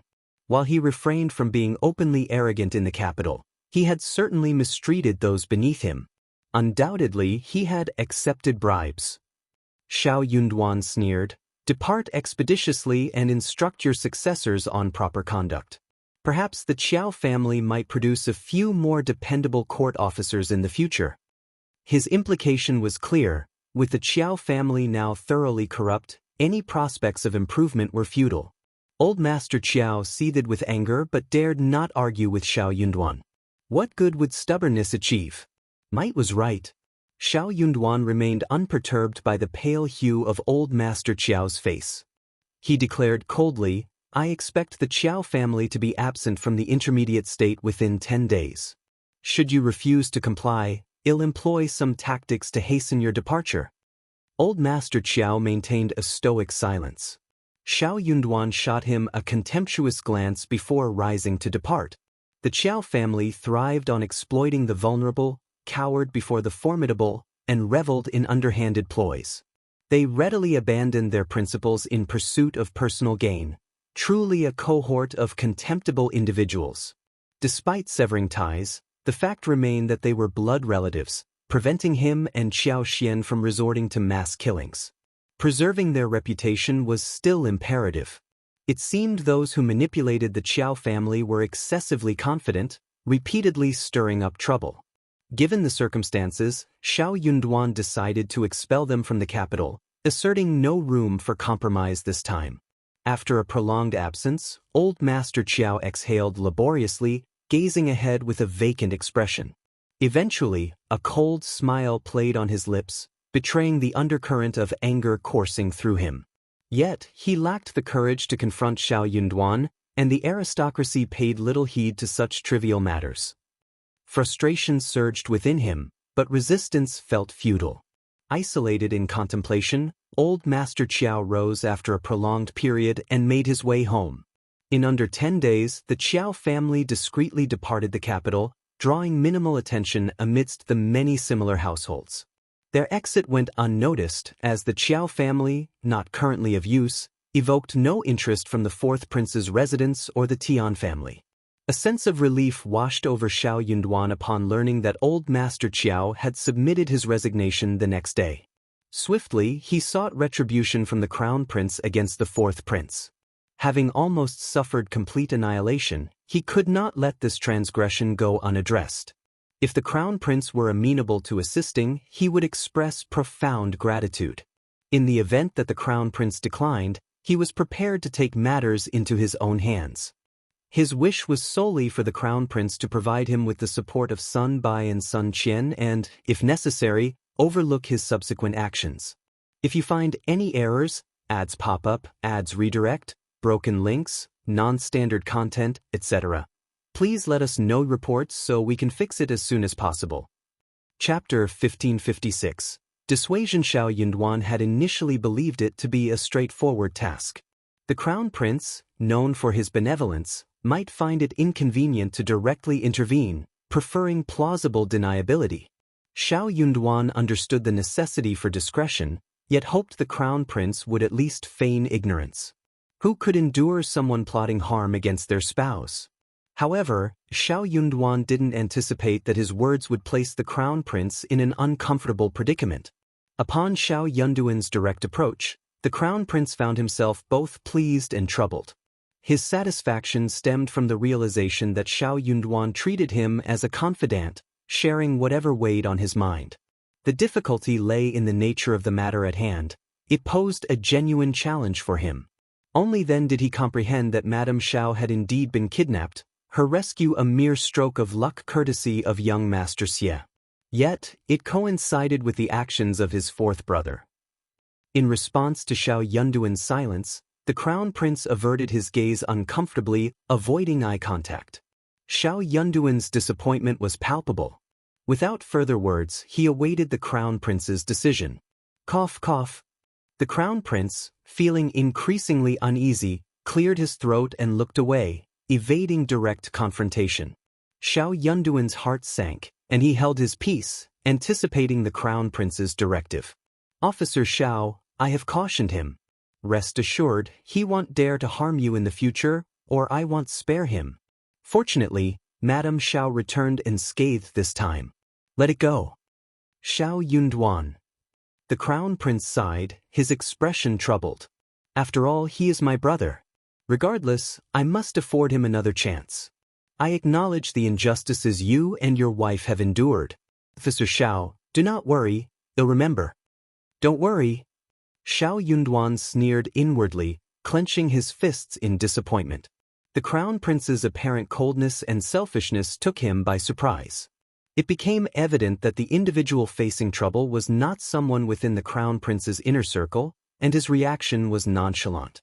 Crown Prince, my intention was not to burden you. I simply thought it necessary to inform you. Please, Crown Prince, pretend you are unaware of this. The Crown Prince, lacking knowledge of the situation, need not be troubled. Shao Yunduan demonstrated understanding and consideration for the Crown Prince. However, the Crown Prince responded thoughtlessly, No. Officer Shao, let's ensure this doesn't occur again. I assure you, there won't be a next time.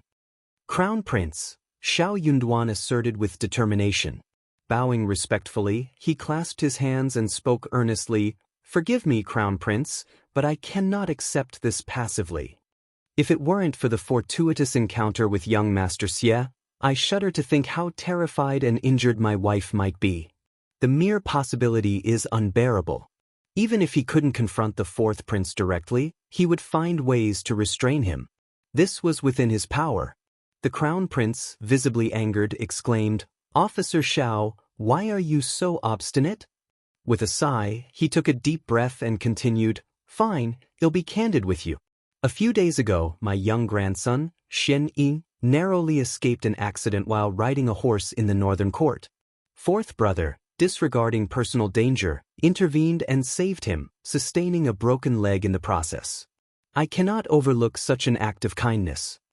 Officer Shao, I implore you this time. I recognize the injustice you and your wife have endured, and I will make amends in the future. Therefore, when Father summons you tomorrow, there are certain matters I cannot discuss in his presence. Do you comprehend my meaning?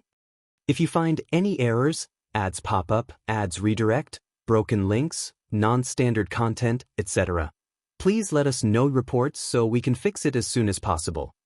Chapter 1557, Cold Heart. The Emperor was aware of Shao Yunduan's assassination attempt, intending to inquire about it when they met.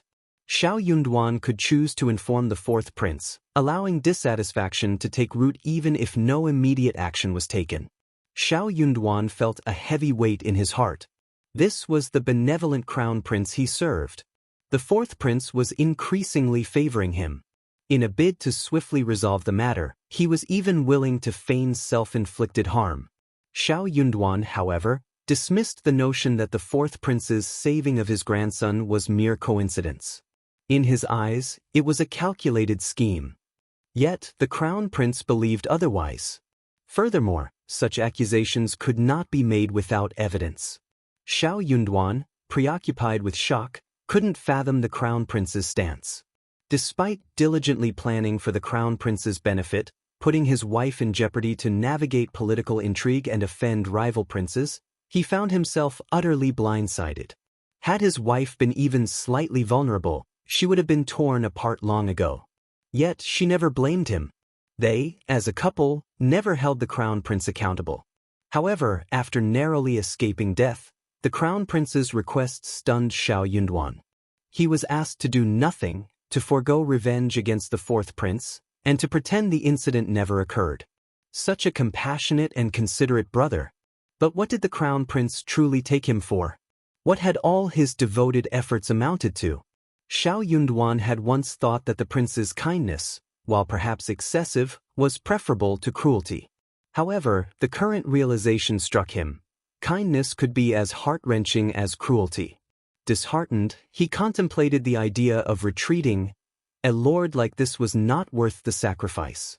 It truly wasn't worth it. The crown prince sensed the weight of his request and felt uneasy. Internal discomfort led him to grumble silently. After all, fourth brother had saved his grandson's life. Persisting in pressuring him would only lead to disappointment. If he relented, Ms. Qiao would remain unscathed, her reputation intact.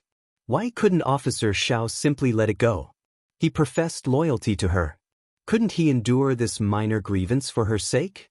Shao Yunduan maintained silence, deepening the crown prince's grievances. A sense of helplessness and mild panic crept in. Struggling to find a solution, the crown prince suggested, "How about this? I'll grant you Bai and Sun Qian as a reward. From now on, they will have no ties to me and will solely follow your orders. Their martial skills are commendable, and they are trustworthy. With their protection, I can rest assured." Stepping back, Shao Yunduan bowed to the crown prince. "Thank you, crown prince." The term thank you carried a layer of sarcasm. The crown prince felt a sense of relief as the awkwardness dissipated. He raised his hand, chuckled, and dismissed formalities. "No need for ceremony. Officer Shao, there's no need to be overly polite with me. I've always regarded Officer Shao as one of us." He patted Shao Yunduan's shoulders, offering reassurance, and then instructed someone to summon Bai and Sun Qian. "If you find any errors, ads pop up, ads redirect, broken links, non-standard content, etc., please let us know reports so we can fix it as soon as possible." Chapter 1558. Bai and Sun Qian. The crown prince addressed Bai and Sun Qian, prompting the two to exchange glances before shifting their gaze to Shao Yunduan. A shared sense of concealed delight passed between them. Having run numerous errands with Shao Yunduan and Xianxia, they found their compatibility undeniable. Willing to accompany Shao Yunduan for the long haul, they harbored no objections. In swift agreement, they bowed to bid farewell to their old master and formally acknowledged their new master in front of the crown prince. Henceforth, they embarked on a new chapter, transitioning from guards of the East Palace to servants of Lord Shao's family. Though the shift in status felt somewhat demeaning, it seemed, as the saying goes, that a person knows if the water is cold or warm only when they drink it. This change might not be entirely disadvantageous. Leaving the East Palace with the two of them, Shao Yunduan couldn't shake off a lingering gloom. Glancing at them, he remarked, "It's a waste of your talents to follow me. If you wish to leave, I'll release you at any time. However, there's one condition. Whether you stay or depart, you mustn't conspire against me or disappoint me in any way." Bai and Sun Qian promptly conveyed their sentiments. "My lord, please don't say that. I've always admired you. Staying by your side and working with you is an honor. I won't regret it, nor will I leave." "The same goes for me." Shao Yunduan smiled. "All right, let's proceed. I trust you, and I hope you won't let me down, just as I won't let you suffer." "Okay, Lord." "Lord, your kindness overwhelms us." Bai and Sun Qian harbored no reluctance in leaving the East Palace. It wasn't that they lacked loyalty to the crown prince, but the East Palace housed numerous skilled martial artists among its guards and secret agents. Despite their top-notch martial prowess, they were just that, top-notch. Standing out and becoming the crown prince's indispensable right-hand man in the fierce intermediate competition was no easy feat. To catch the crown prince's attention and rise to prominence, one needed not only martial prowess but also skills or a significant background, which Bai and Sun Qian lacked. Choosing to follow Shao Yunduan, despite losing their previous status, offered them a more stable and enjoyable life. Given Lord Shao's evident abilities, It was clear that he would carve a notable place for himself in the future, from which they would naturally benefit. Unbeknownst to them, Shao Yunduan was already contemplating a swift retreat without hesitation. With a heavy heart, Shao Yunduan led the two of them home, but their plans were interrupted by Xianxia halfway. Panting heavily, she urgently informed him, "Old master, Madam is at the Heavenly Mansion office right now. Hurry!" Shao Yunduan blinked. "What happened?" Let's talk on the way." "Yes." Xianxia, preoccupied with thoughts of her strawberry garden and the expansive fields in Yunshui town, had recently returned to the capital. Upon hearing Song's report, she had gone to inspect her properties. The strawberry garden, now filled with ripe fruits, looked lush and pleasing. Although the berries were gradually withering, a market trip was imminent. Despite the increased strawberry yield in the capital, it remained a scarce commodity. Aside from Xiaoxian, only a few stores offered them, and while the quantity was limited, prices continued to rise. If you find any errors, ads pop up, ads redirect, broken links, non-standard content, etc., please let us know reports so we can fix it as soon as possible. Chapter 1559, Gain over 2/3 of Xiaoxian's strawberry harvest found its way to Jinquan restaurant, while the remaining 1/3 was distributed among the other 2 tea houses. In the past year, the sales of strawberries alone had generated an impressive 20,000 to 30,000 taels of silver. This substantial income pleased Xiaoxian. After scrutinizing Song's meticulous account book, finding no discrepancies, her satisfaction grew. In recognition of everyone's efforts, she generously rewarded Xianxia with 400 taels of silver, and Lixia, Mian, and Yi received 300, 200, and 200 taels respectively. The air was filled with joy and contentment. The following day, Xiaoxian set off for Cloudwater Town. Despite intending to go with her husband, Shao Yunduan's busy schedule prompted her to take her own team. Setting off early, they enjoyed lunch at the manor and relished the freedom to explore. The manor, meticulously cleaned and adorned, awaited their arrival. With a variety of marinated beef, mutton, fish, prawns, chicken, streaky pork, tofu, mushrooms, potato slices, and more, a perfect barbecue awaited them. The gathering was a joyous affair, with a plethora of fruit trees on the farmstead offering ripe apples, pears, peaches, dates, walnuts, grapes, and more. They indulged in picking fresh fruits. Although watermelons, cantaloupes, and melons had already left the market, this year's produce proved exceptional. Large and sweet, the watermelons and cantaloupes were in high demand. Xianxia, proud and overjoyed, devised a plan to store some in the cellar for the lord and madam to savor later. When Xiaoxian and Shao Yunduan returned to the capital, they hadn't had the opportunity to check on the watermelons, allowing Xiaoxian and the others to indulge in the harvest. The farmstead boasted an abundant potato yield that year, with each potato cut into several pieces and planted. Xiaoxian secretly took out over 50 kilograms from her spatial storage and incorporated them. Having sufficient seeds, she managed to plant a total of 700 mu. As harvest time approached, the Ministry of Revenue sent representatives to greet them. Apart from their own family, the imperial court purchased the entire potato harvest at the price of 1 tael of silver per caddy. While this price was relatively low, being sold on the market could fetch at least 3 to 5 taels per caddy. Despite this, Xianxia, mindful of the Ministry of Revenue's authority, didn't voice any objections when reporting the matter to Xiaoxian and Shao Yunduan. Both Xiaoxian and Shao Yunduan expressed agreement. The court's interest in promoting potatoes was beneficial, and for Shao Yunduan, it earned favor for the crown prince. As for Xiaoxian, considering the modern era's potato prices, 1 tael of silver per caddy was deemed fair. Currently, the potatoes in the manor were being harvested, with more than half already dug up. A small portion remained to be harvested in the following days. Xianxia, anticipating the upcoming winter, planned to utilize several hundred mu of land to plant white radishes, carrots, and cabbages for sale. On one particular day, as everyone enjoyed themselves in the manor, an unexpected incident occurred on their way back to the city. Approaching the city gate, they found a crowd and blocked carriages, prompting Xianxia to instruct Xianxia to investigate the cause. If you find any errors, ads pop up, ads redirect, broken links, non-standard content, etc., please let us know reports so we can fix it as soon as possible. Chapter 1560. Accident on the road. Xianxia swiftly returned with the report that a horse carriage had crashed into a tree along the official road. The carriage lay crooked and broken, its cargo of fresh vegetables, grapes, dates, apples, and other fruits scattered on the ground. Many were damaged, but some remained intact. The carriage owner insisted that he didn't want anything that had fallen to the ground. In the end, a few children from impoverished families attempted to salvage the vegetables and fruits. However, they faced humiliation and scolding from the carriage owner, drawing the attention of onlookers.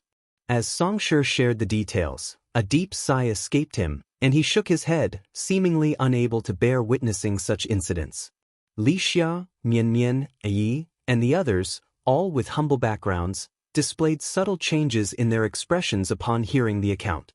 Mian, having recently emerged from a difficult past, cautiously looked at Xianxia and inquired, "Madam," listening intently, Xianxia caught the frightened cries of the children and the harsh scolding from the young man. Frowning, she decided to intervene. "Let's go take a look." "Okay, madam." "Yes, madam." Mian assisted Xianxia out of the wagon, leaving Qinyan to guard it, and they hurried toward the scene. Yi, taking the lead, cleared a path for Xianxia and her servants, despite facing dissatisfaction. The contentious scene unfolded before them. "You stinky bastards and little sluts, do you think you can take my things? Don't you want that dog paw anymore? One look and you can tell that you're born to be bitches and specialize in doing bitches. You're the one who said you didn't want it." 5 children, aged 8 to 12, 2 girls and 3 boys, were terrified. The youngest girls, with tears streaming down their faces, sought comfort in the arms of an older boy. Not far from them, 3 large baskets lay overturned, their contents of vegetables and fruits scattered on the ground, unmistakably belonging to the children. In response to the eldest boy's retort, the young man in the silver-blue silk shirt, appearing as the manager, shouted even more fiercely, "Shut up! So what if I said I didn't want it? It belongs to me. Do I allow you to take it? Even if I destroy it, trample it, and feed it to the dogs, I can't let you benefit from cheap things. Disgusting poor people. You, don't bully me." "Ha! Bully? You're disgusting. You think you're dirtying your hands by bullying your master. Don't talk nonsense. You stole my things, so quickly crawl over obediently, kowtow 3 times to me. Remember, crawl over, bow before me, and beg for mercy. When I'm in a good mood, I might spare you. Otherwise, you're all thieves. Stealers. They'll have someone send you to the officials to be beaten and locked up." "No, don't. We're not thieves." The children, confronted with a scene they had never witnessed, were immediately terrified by the young man's words. The younger ones burst into tears. Dressed lavishly, the young man exuded dominance, savagery, and unreasonableness. Compared to the children, he was on a different plane. His threats seemed tangible, and the children feared he had the capability to carry them out. How could they not be afraid? Even the oldest youth bit his lip, his complexion turning pale. If you find any errors, ads pop up, ads redirect, broken links, non-standard content, etc., please let us know reports so we can fix it as soon as possible. Chapter 1561. Attack. The well-dressed young man reveled in his self-importance, placing his hands on his hips and laughing triumphantly. When he cast his gaze downward at the distressed individuals, his expression turned fierce again. "Little brats, what are you waiting for? Hurry up and crawl over to kowtow and apologize to me. Do you really want to go to the government office and end up beaten in jail?"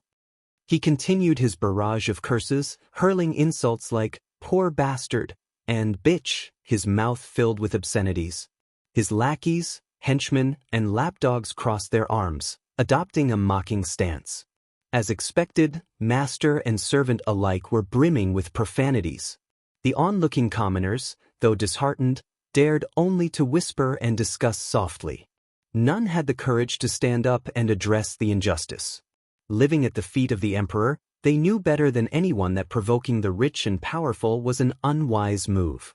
Unable to tolerate the situation any longer, Xiao instructed Yi, Xianxia, and Lixia, "Help those kids up and comfort them." "Okay, madam." They eagerly awaited Xiao's command and stepped forward. Unfazed by fear, they were determined. With their old master being the crown prince's favorite, they were eager to discover the identity of this arrogant troublemaker. Their actions sparked a commotion in the crowd. Commoners, relieved to see someone taking a stand, couldn't help expressing their concerns. "Sigh, someone finally cares." "Io, don't get into trouble." "Amit God bless." "Yes, yes, yes. Please bless me. Good things will happen to good people." The arrogant young man erupted in fury. Who dares to interfere in my business? Damn it. Are you tired of living?" When the arrogant young man caught sight of Xiao, a malevolent smirk crept across his face as he scrutinized her from head to toe.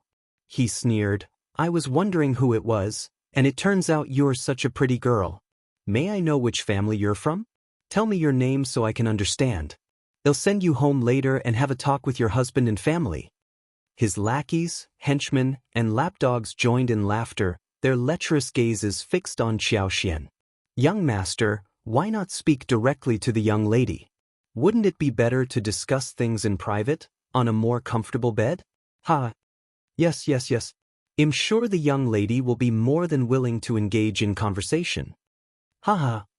Without awaiting Xiao's command, Yi swiftly kicked them down and snapped, "Shut up." With incredible strength, a single kick sent the two tumbling to the ground, emitting muffled groans. Writhing in pain, they clutched their abdomens and curled up like shrimps, unable to rise. Yi knew the boundaries under the emperor's rule and deliberately held back, preventing the two from suffering further.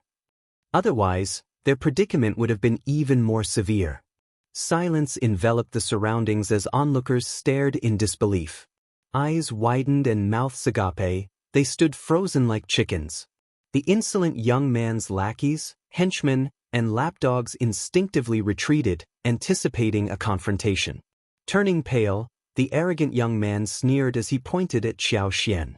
"How dare you touch my men? Tell me your name." Xiao responded with a sneer of her own. "I don't need to disclose my name when witnessing injustice. Besides, you're not worth knowing." "You? What about me? I'm already flattering you by calling you a scumbag. A person like you isn't fit to associate with humans. You're worse than pigs and dogs. If you find any errors, ads pop up, ads redirect, broken links, non-standard content, etc., please let us know reports so we can fix it as soon as possible." Chapter 1562, Insolence, You, There. The arrogant young man's anger escalated as he shot a fierce glare at Xiao. Had he not been wary of he might have commanded his remaining 3 lackeys to charge forward. His foresight, however, prevented him from underestimating Yi's strength. "They'll settle this today. Just you wait," he declared with hostility. Xiao sneered in response. "All right, I'll wait." While the insolent young man dispatched the servants to fetch the carriage, he continued his confrontation with Xiao. "I won't waste my time with you, fool. You dare to strike my men? Go to the Heavenly Mansion office and explain yourself. If you refuse, don't expect a peaceful departure." "I doubt you can intimidate me," Xiao retorted. Her confusion deepened. This man defied the typical behavior of a wealthy playboy, refraining from boasting about himself. Yet, his arrogance suggested a deep connection to Heavenly Mansion, as if it were a family enterprise. Xiao speculated silently that he might be a privileged scion concealing his identity. If so, he must have a powerful backing. If not, there was no reason for concern. The Upper Heavenly Mansion's government office? Perfect. While other women might avoid such a situation to protect their reputation, Xiao remained indifferent. She knew her husband wouldn't reproach her. "All right, let's go to the Heavenly Mansion. I want to see how the magistrate handles this," Xiao declared. The arrogant young man grinned viciously. "You'll find out soon enough." He vowed that regardless of the family status, If they dared to pose challenges, he would take severe action. A modestly dressed young woman consistently appeared, lacking the airs of nobility and sporting an accent distinct from the capital. Accompanied by only a handful of humble servants, it seemed implausible that she hailed from a prominent family. Could she be a relative exploiting the situation from another city? Determined to impart a lesson, he envisioned her kneeling at his feet, crying, kowtowing, and repenting. Pointing at the children, he commanded his lackeys, henchmen, and lapdogs, "Bring them along. None of them are to leave." The recently comforted children, now terrified once again, couldn't help but glance at the oldest among them. Wuxia gently caressed the head of a young lady, offering soothing words. "Don't be afraid. Just go. Our madam will protect you." Though still frightened, the children, guided by the eldest youth, stiffly nodded. "Well, stay with this madam." The group resolutely returned to the city. The arrogant young man, fearing their escape, dispatched his lackeys to report the incident to the heavenly mansion, accompanied by constables. Meanwhile, he closely tailed Xianxia's wagon to prevent any attempts to flee. Inside the wagon, Xianxia gathered the children and generously offered them fresh fruits. Seeing their longing but timid expressions, her heart softened. She smiled gently and reassured them, "Don't be afraid. Trust me, we'll be all right. Come quickly. If you find any errors, ads pop up, ads redirect, broken links, non-standard content, etc., please let us know reports so we can fix it as soon as possible." Chapter 1563. Let him know who he can't touch. Xianxia placed a sweet apple in one girl's hands and a jujube in the other girl's hands. The remaining children took the fruit and began to eat, finding solace in the delicious food. Gradually, their commotion subsided. As the carriage entered the city, a contingent of more than 10 bailiffs from the heavenly mansion arrived. The arrogant young man, filled with self-satisfaction, glared at Xiaoxian's carriage and directed the bailiffs to closely monitor her, ensuring she wouldn't escape. Despite his inclination to make a dramatic scene, his uncle's warnings about maintaining a low profile in the capital restrained him. However, obtaining tangible benefits remained his priority. He wouldn't allow Xiaoxian to feel at ease. If not for his uncle's advice, he would have ordered the bailiffs to forcefully bring her and her servants down from the carriage, tie them up, and parade them through the streets. But patience was key. Once they reached the heavenly mansion's government office, ample opportunities would present themselves. The audacious insult in public would not go unanswered. He harbored dark plans for Xiaoxian, vowing to maim and silence her. As for her rebellious slave who had dared to harm his man, he plotted a brutal reprisal, intending to break his spirit and inflict lasting pain. They soon arrived at the heavenly mansion's government office, and everyone disembarked. The officers cast cold glances at Xiaoxian and then turned to the arrogant young man, greeting him with a sycophantic smile. "Young Master Wen." Confused, Xiaoxian realized she knew all the noble families in the capital but couldn't recall any with the surname Wen. Despite her inner sigh about the complexities of the capital, she held no regrets about stepping forward. Refusing to turn a blind eye to such an injustice, she couldn't overcome the moral hurdle within her heart. Regardless of how well the family concealed their identity, it paled in comparison to the crown prince's influence. She had mistakenly assumed he used his authority to intimidate others. "I'm just a woman and may not understand everything. Can I send the maidservant to fetch my husband?" she suggested. Xiaoxian glanced at young Master Wen, a hint of disdain in her expression. "If you're afraid, you can simply act like I never said anything." Young Master Wen glared at her with malice and sneered, "Fine, call him." He relished the thought of annihilating them all. The prospect of humiliating her in front of her husband brought a cruel smile to his face.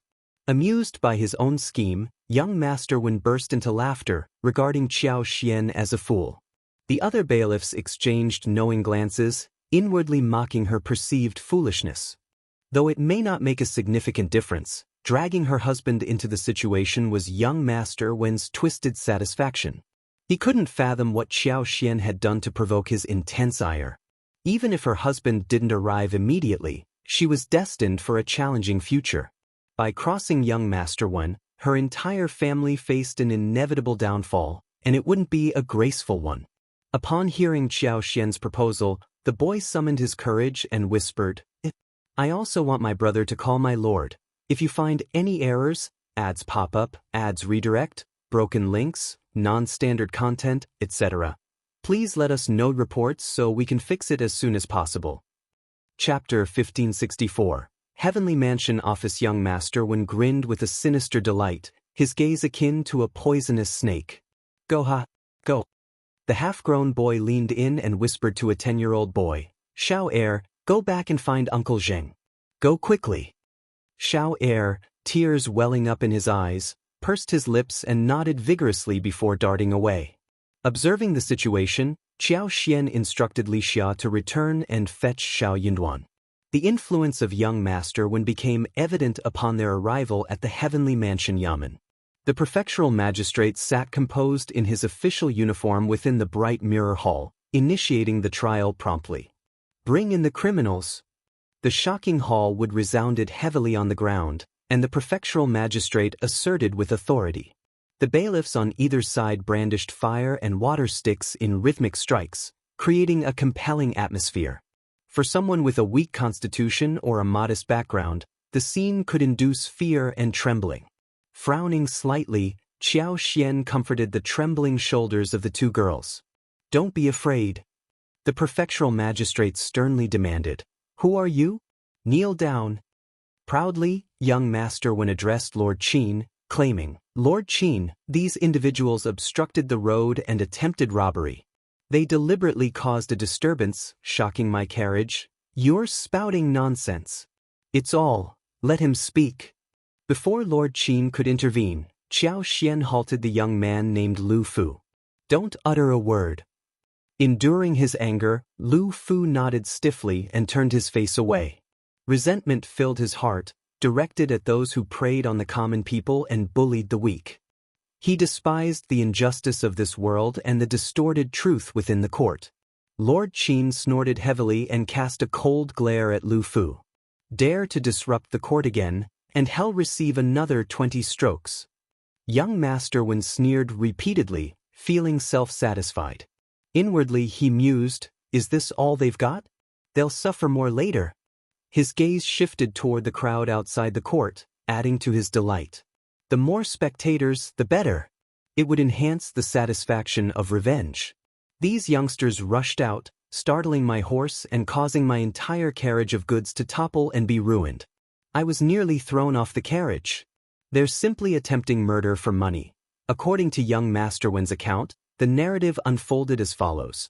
Xiao Xian and Lu Fu conspired to harm him, resulting in the destruction of his goods and carriage. Engaging in a heated argument, Xiao Xian, accompanied by her entourage, accused him of bullying the weak and ordered her servants to assault him. Though he couldn't identify the origin of Xiao Xian's servant, the individual displayed remarkable strength, leaving his own 2 servants severely injured and vomiting blood. Requesting immediate attention for the injured servants, their pallid faces and labored breathing attested to the severity of their condition. Sir, I'm truly bewildered. How have I offended this lady to become the target of such a vile and treacherous plot? If not for my good fortune, I might have perished within days. The situation was truly terrifying. This deranged, treacherous individual must face severe consequences. Failure to do so will undoubtedly unleash havoc on the people and imperil the region in the future. I implore you to conduct a thorough investigation. If you find any errors, ads pop up, ads redirect, broken links, non-standard content, etc., please let us know reports so we can fix it as soon as possible. Chapter 1565. Background. Lord Qin gracefully swept his half-white beard and nodded solemnly, a dignified expression on his face. This matter is truly wicked. Upon investigation, severe punishment will be meted out. He struck the ground again, commanding, all of you, kneel down. How dare you? Young Master Wen sneered and interjected, he's disregarding the court, showing no respect at all. He is indeed not a good person. The children, Yi, Xianxia, and Li Qiu all complied, kneeling down. Xiao Xian, however, spoke calmly, "Lord Qin, when my husband arrives, you can ask me to kneel again. If I kneel now, I'm afraid Lord Qin won't accept it. Moreover, this person didn't kneel either, right? There's no need to treat the plaintiff and the defendant so differently." Young Master Wen erupted in anger. "You woman, how dare you compare yourself to me? Who do you think you are?" "Young Master Wen, can you be more arrogant and familiar with Lord Qin? Are you afraid people won't know about your extraordinary relationship? Are you also an official or some cultivated talent-recommended advanced scholar? Why aren't you kneeling? If you want kneel, don't demand it of me. Who's disrespecting the court?" The surrounding commoners began to murmur and discuss softly. Lord Qin frowned, casting a glance at young Master Wen. Young Master Wen glared at Xianxia. He refused to kneel down, asserting his identity as Master Wen. However, he couldn't reveal his true status and dared not suppress Xianxia publicly. Therefore, if he didn't kneel, he wouldn't force Xianxia to kneel either. In front of so many people, he had to maintain a semblance of politeness. Young Master Wen sneered, "You're not qualified to inquire about my identity. Who do you think you are? I'm magnanimous and won't engage in a dispute with a mere woman. Sir, please continue with your trial." Though Lord Qin appeared slightly displeased, he refrained from arguing with young Master Wen. Instead, he directed his attention to Xianxia. "Is what young Master Wen said true? Tell me the truth. I advise you not to lie and admit it promptly to avoid unnecessary suffering. Otherwise, you will face punishment." While an ordinary woman might have been overwhelmed with fear, Xianxia found the situation rather amusing. She hadn't anticipated that the Heavenly Mansion's magistrate would act like a puppet in front of young Master Wen. Despite his official position, he willingly played the role of a subordinate in young Master Wen's presence. The mystery surrounding young Master Wen deepened, arousing Xiaoxian's curiosity. "Lord, I believe the plaintiff has concluded their statement. Is it now the defendant's turn to speak?" Young Master Wen continued to glare at Xiaoxian with hatred, expecting her to panic and admit guilt under Lord Qin's pressure. However, to his surprise, she remained calm, composed, and unhurried. Her voice showed no signs of trembling. This unexpected composure irked young Master Wen, who was hoping to witness Xiaoxian's distress and confession. His delight and anticipation transformed into anger, making it unbearable for someone who derived pleasure from others' suffering. "Have I not made myself clear enough? I don't need your nonsense.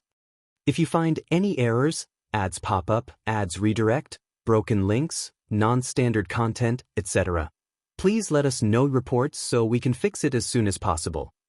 Chapter 1566. He's about to explode. Young Master Wen grumbled in a rough voice.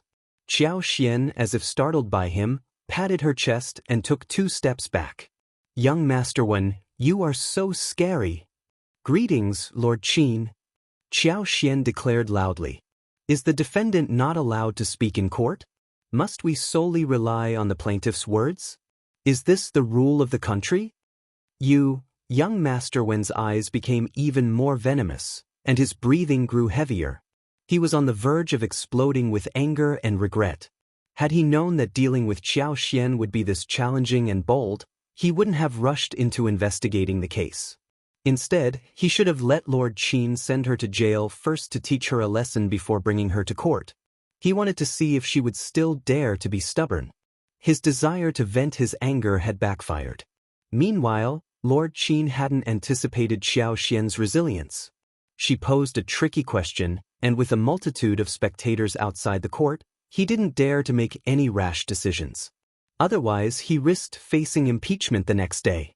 Despite this, Lord Qin remained stern, staring at Xiaoxian with a cold expression. "Nonsense. You are a woman. Refrain from speaking if you don't understand anything. The law is equal for all citizens of the empire. Speak your mind." "Thank you for clarifying, Lord.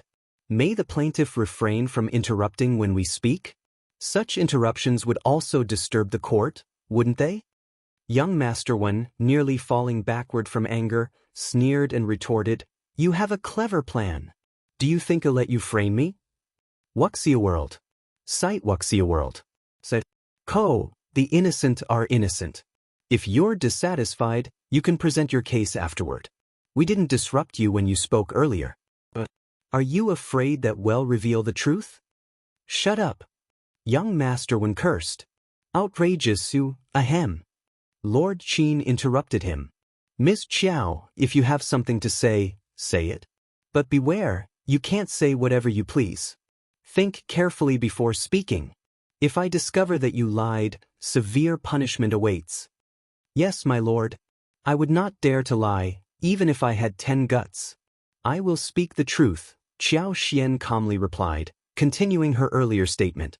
My lord, please permit me to speak, and the plaintiff must not obstruct me. Young Master Wen seethed in frustration. Lord Qin, equally irritated, stared at Xiao Xian for a while before coldly uttering, Fine. Thank you, my lord. Xiao Xian acknowledged. Turning to young Master Wen, she continued, Did you hear that? I suggest you take the Lord's words seriously. Young Master Wen shot her a fierce and venomous glare. Speaking gently to Lu Fu, Xiao Xian said, Fu, you are involved in this matter. Tell us the truth, don't embellish, don't withhold anything. Rest assured, the Lord will make a fair judgment in court.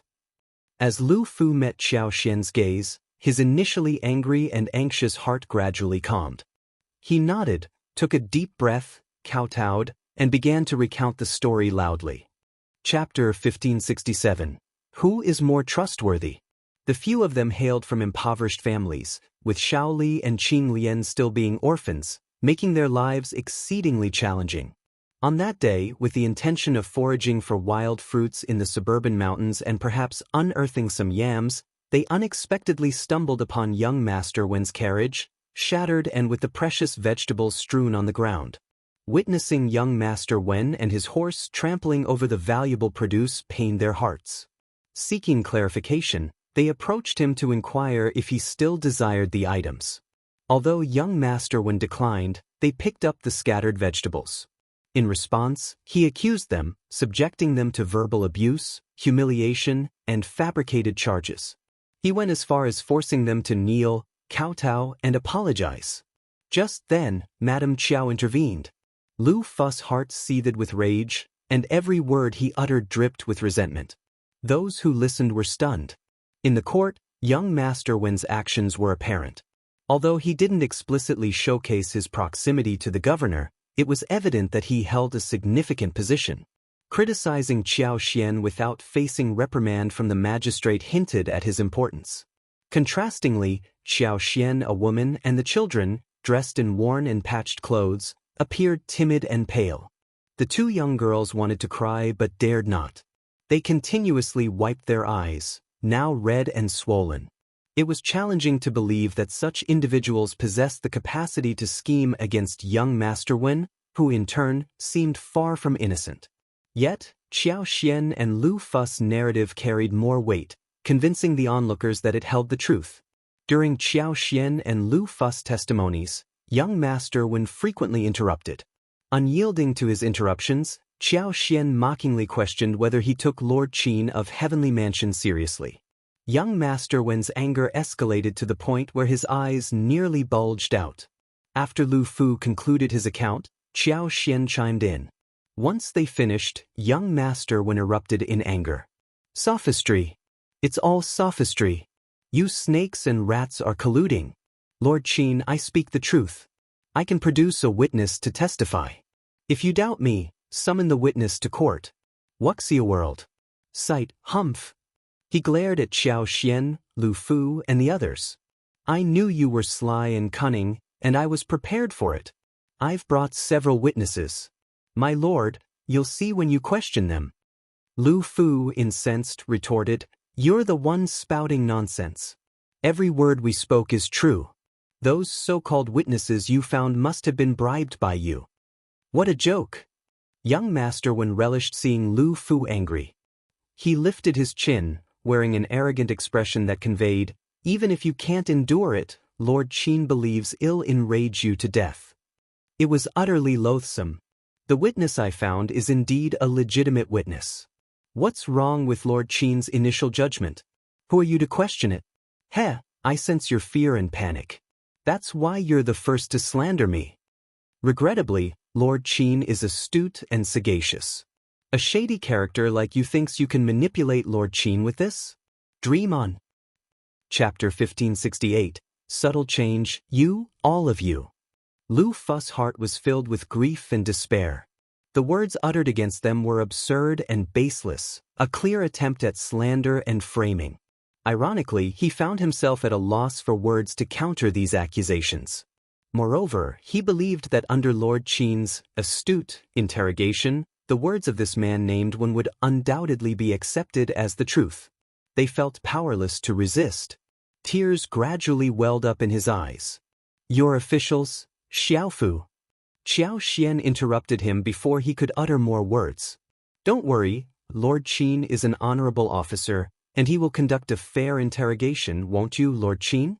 Young Master Wen sneered, his laughter sharp and mocking, as if attempting to shatter Xiao Xian's calm demeanor. This woman remained remarkably composed, even in such a moment. Young Master Wen was eager to witness how long she could maintain her stoic expression when the verdict was pronounced. He vowed to teach her a lesson, making her kneel, kowtow, and beg for mercy in fear. Lord Qin, too, felt a sense of surprise and unease. Xiao Xian's composure was notable. Achieving what she did required confidence, a quality seldom seen in a woman or even a man. Yet, what was her source of confidence? Why did she remain silent? Even a subtle hint could suffice.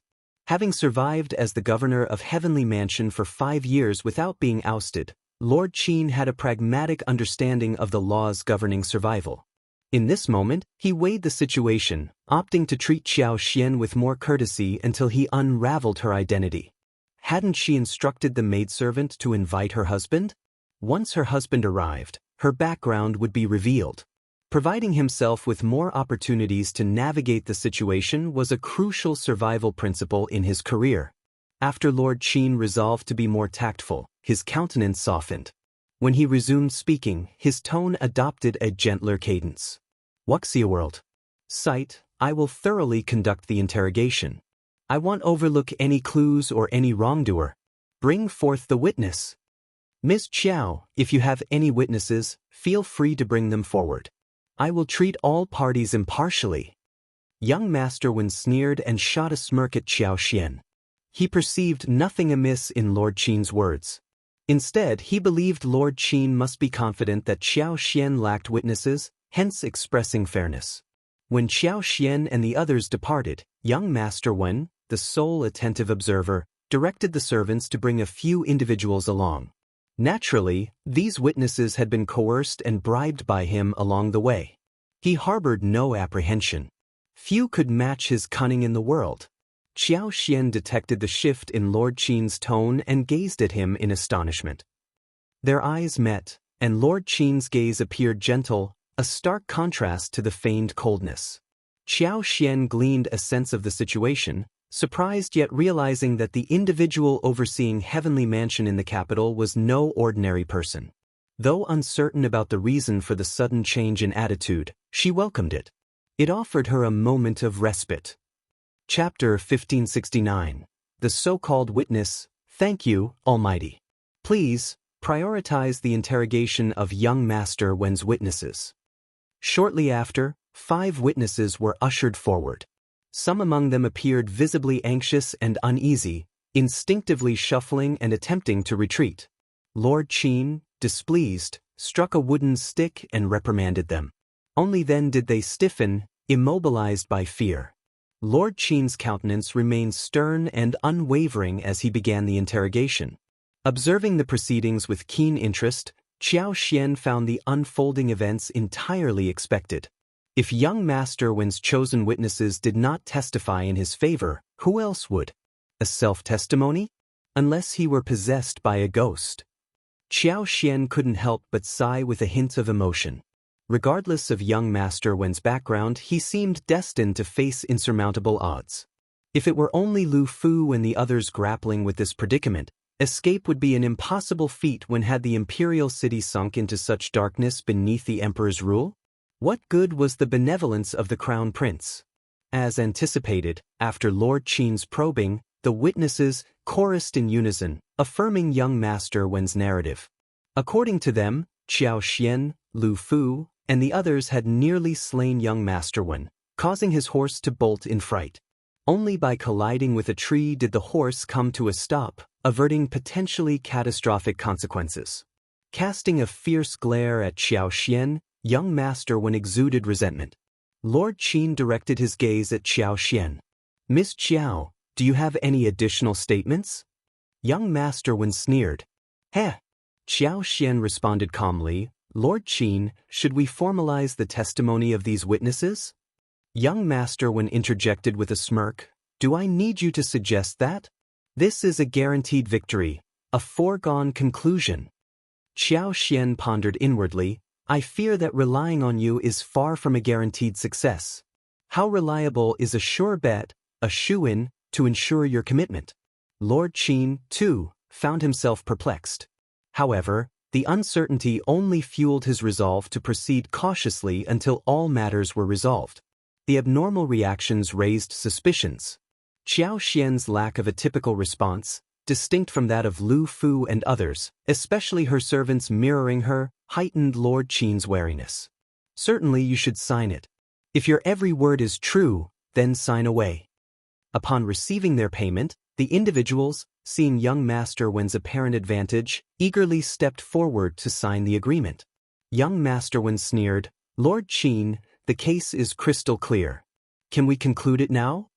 Lu Fu's eyes burned with fury, wishing to reduce him to ashes. Xiao Xian scoffed, "These are your witnesses, presenting a one-sided narrative. I maintain that they've all been bribed by you, fabricating lies. How can we close the case? We must proceed with the trial." Young Master Wen, arrogantly smiling, retorted, "And who do you think you are? Likely just suffering from hysteria, right? Your opinions carry no weight in this court."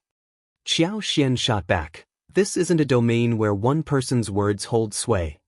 You, Lord, Miss Xiao's husband is here, seeking permission to enter the court." At that moment, a bailiff entered to deliver the news. Having awaited this moment, young Master Wen's eyes lit up, impatience evident. "Bring him in already. I thought he'd turn into a chicken." Pet. Lord Qin, unruffled, nodded at the bailiff. "Bring him in." "Very well, Lord. If you find any errors, ads pop up, ads redirect, broken links, non-standard content, etc., please let us know reports so we can fix it as soon as possible."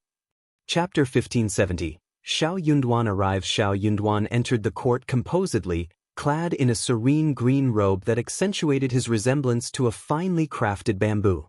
His narrow shoulders and waist, coupled with an undeniable presence, drew attention. Li Xia trailed behind him. "Husband." Xiao Xian's eyes lit up, and she approached with a smile. Shao Yunduan responded, gently shaking her hand and inquiring about her well-being. Xiao Xian smiled, shaking her head. "I am fine." Lord Qin, in a state of shock, almost stood up involuntarily. "This, Lord Shao. How could it be Lord Shao?" "Indeed, Miss Xiao." Lord Shao's wife was none other than Miss Xiao. In the capital, who was unaware of Lord Shao's notable achievements.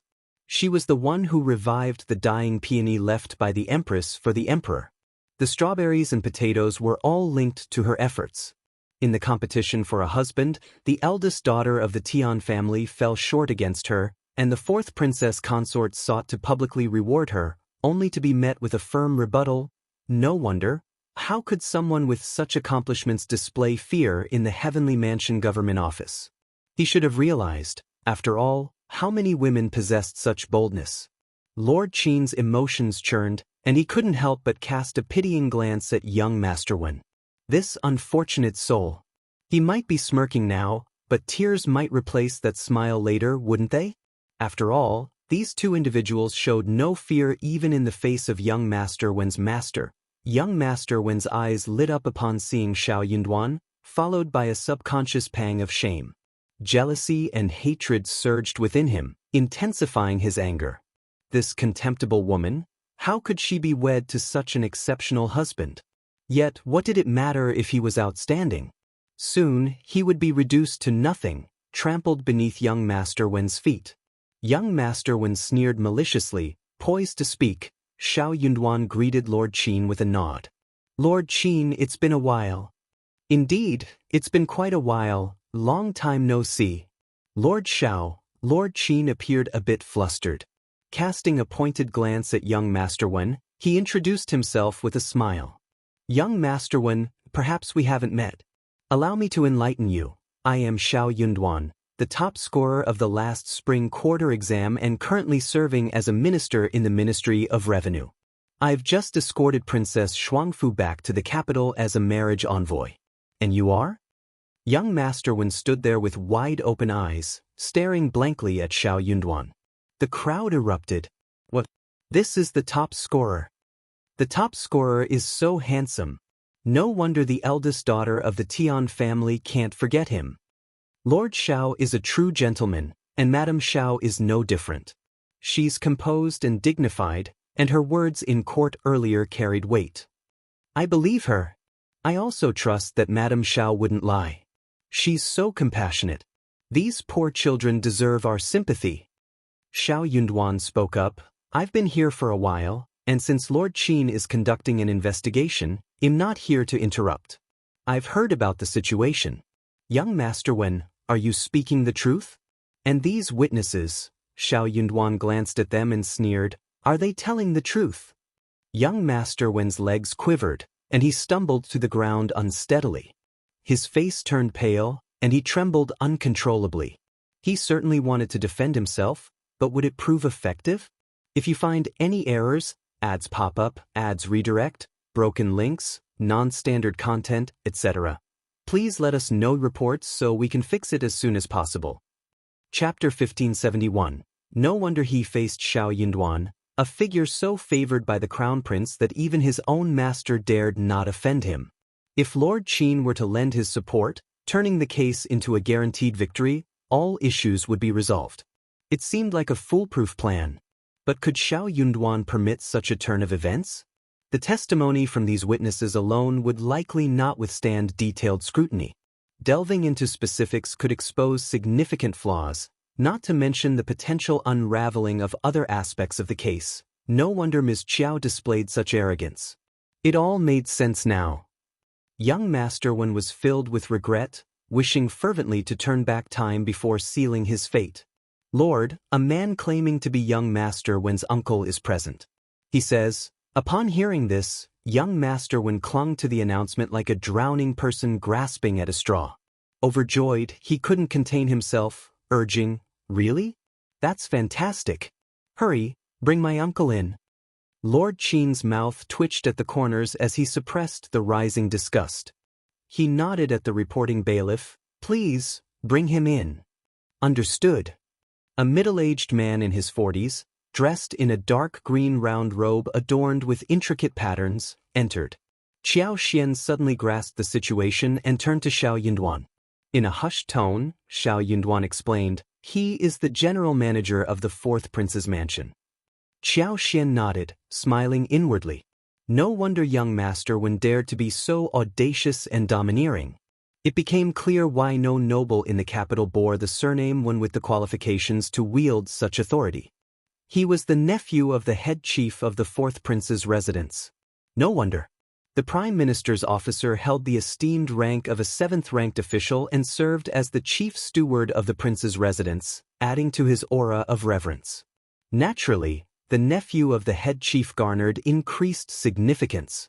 What outsiders remained unaware of was that this young Master Wen, known as Wen Fuxin, had been specially brought over from his hometown by the head chief. Upon achieving success, he felt a pang of sorrow for being childless. His brother and sister-in-law, sensing his yearning for an heir, voluntarily adopted his youngest son, bringing immense joy to him. Hence, 3 years ago, he eagerly brought Wen Fuxin from his hometown. The delay in changing the family lineage stemmed from the inauspicious timing for such alterations, guided by a fortune reader hired by head steward Wen. In approximately 6 months, he intended to request the fourth prince's permission to hold a ceremonial succession in their hometown. Despite the unchanged genealogy, he had always treated his nephew as his own son, reciprocated in kind by Wen Fuxin, who regarded him as his biological father. Head Steward Wen found solace and joy in this filial bond, showering his son with extreme affection. At the fourth prince's residence and even among the elite families in the capital, many sought favor with Wen Fuxin owing to their ties to Head Steward Wen. With such connections, how could Wen Fuxin not grow arrogant? When Head Steward Wen arrived at court, Wen Fuxin's flustered heart settled, revealing a distressed countenance. "Uncle, you must ensure justice for me." Head Steward Wen glanced at him, his brow furrowing slightly. He softly rebuked, "Nonsense. What do you mean by seeking justice from me? This is a court, and justice is presided over by Lord Qin. Lord Qin has always been just. I believe he will uphold justice, won't you, Lord Qin?" Lord Qin felt a twinge of annoyance, though his years as Heavenly Mansion's governor had made him adept at concealing his emotions. He maintained a neutral expression, nodding with a smile. "Indeed. Absolutely. If you find any errors, ads pop up, ads redirect, broken links, non-standard content, etc., please let us know reports so we can fix it as soon as possible." Chapter 1572. You colluded. Lord Qin contemplated to himself, "I can't afford to offend either of you. I don't want to offend either of you. Since things have come to this, I'll do whatever you do. I won't care about anything else." Shao Yunduan, appearing surprised, declared loudly, "So young Master Wen is the nephew of the head steward Wen at the fourth prince's mansion. It's crucial that head steward Wen is here. We must clarify matters." Upon Shao Yunduan breaking the news about head steward Wen's title, the crowd erupted. Young Master Wen has such a powerful background. No wonder he seemed so arrogant. The nephew of the head steward of the fourth prince's residence, he, head steward Wen offered a genial smile. We should clarify things. Lord Shao, scholars like you possess knowledge and the ability to present a strong case. Lord Shao, uphold justice and remain rational." Shao Yunduan sneered. No way. I also request that you refrain from bullying us, but I cannot afford to offend the fourth prince." Lord Shao certainly knows how to jest. Head steward Wen feigned a smile and turned to Lord Qin. "Lord Qin, this case is crystal clear. Please render a judgment." Shao Yunduan questioned, "What do you mean? I don't understand, head steward Wen." Head steward Wen sneered. "My nephew is an honest lad. He would never lie. With all the witnesses, isn't it clear enough?" Xiao Xian interjected, "So, head steward Wen also believes it's a conspiracy, that Lu Fu and I had premeditated discussions and set up a trap to harm young Master Wen?" Head steward Wen offered a fake smile. "Isn't that the case?" "Of course not," Xiao Xian retorted with a sneer. "I don't know Lu Fu and the others, and today I just happened to be on my way to the Cloudwater Town farm. Coincidentally, I encountered them on my return to the city. Unable to tolerate your nephew's bullying, I had to intervene. What conspiracy is this?" Shao Yunduan asserted, "My wife is not acquainted with these individuals, that much is certain." Head steward Wen maintained his insincere smile. "That's what your family claims. Just saying you don't know them doesn't make it true. Of course, you won't admit it." Lu Fu and the others erupted in anger, exclaiming, "Ridiculous! We have no connection to Madame Shao." Upon seeing his uncle supporting him, young Master Wen immediately straightened his posture. "You're just making excuses. This is all a fabrication. You are the ones who harmed me." Head steward Wen affirmed, "Exactly. We have witnesses. How can their testimony be disregarded?" Shao Yunduan responded sardonically, "Your witness is truly remarkable, even more adept than the lord overseeing the case. They somehow know that my wife and a few individuals conspired to harm your nephew." Both head steward Wen and young Master Wen insisted they would shamelessly persist to the end. Head steward Wen had made up his mind. No one would dare testify, fearing reprisals from the fourth prince's mansion. Even if Lord Qin conducted an investigation, no one would speak up. So what if they did? Head steward Wen could easily claim that Shao Yunduan had bribed them.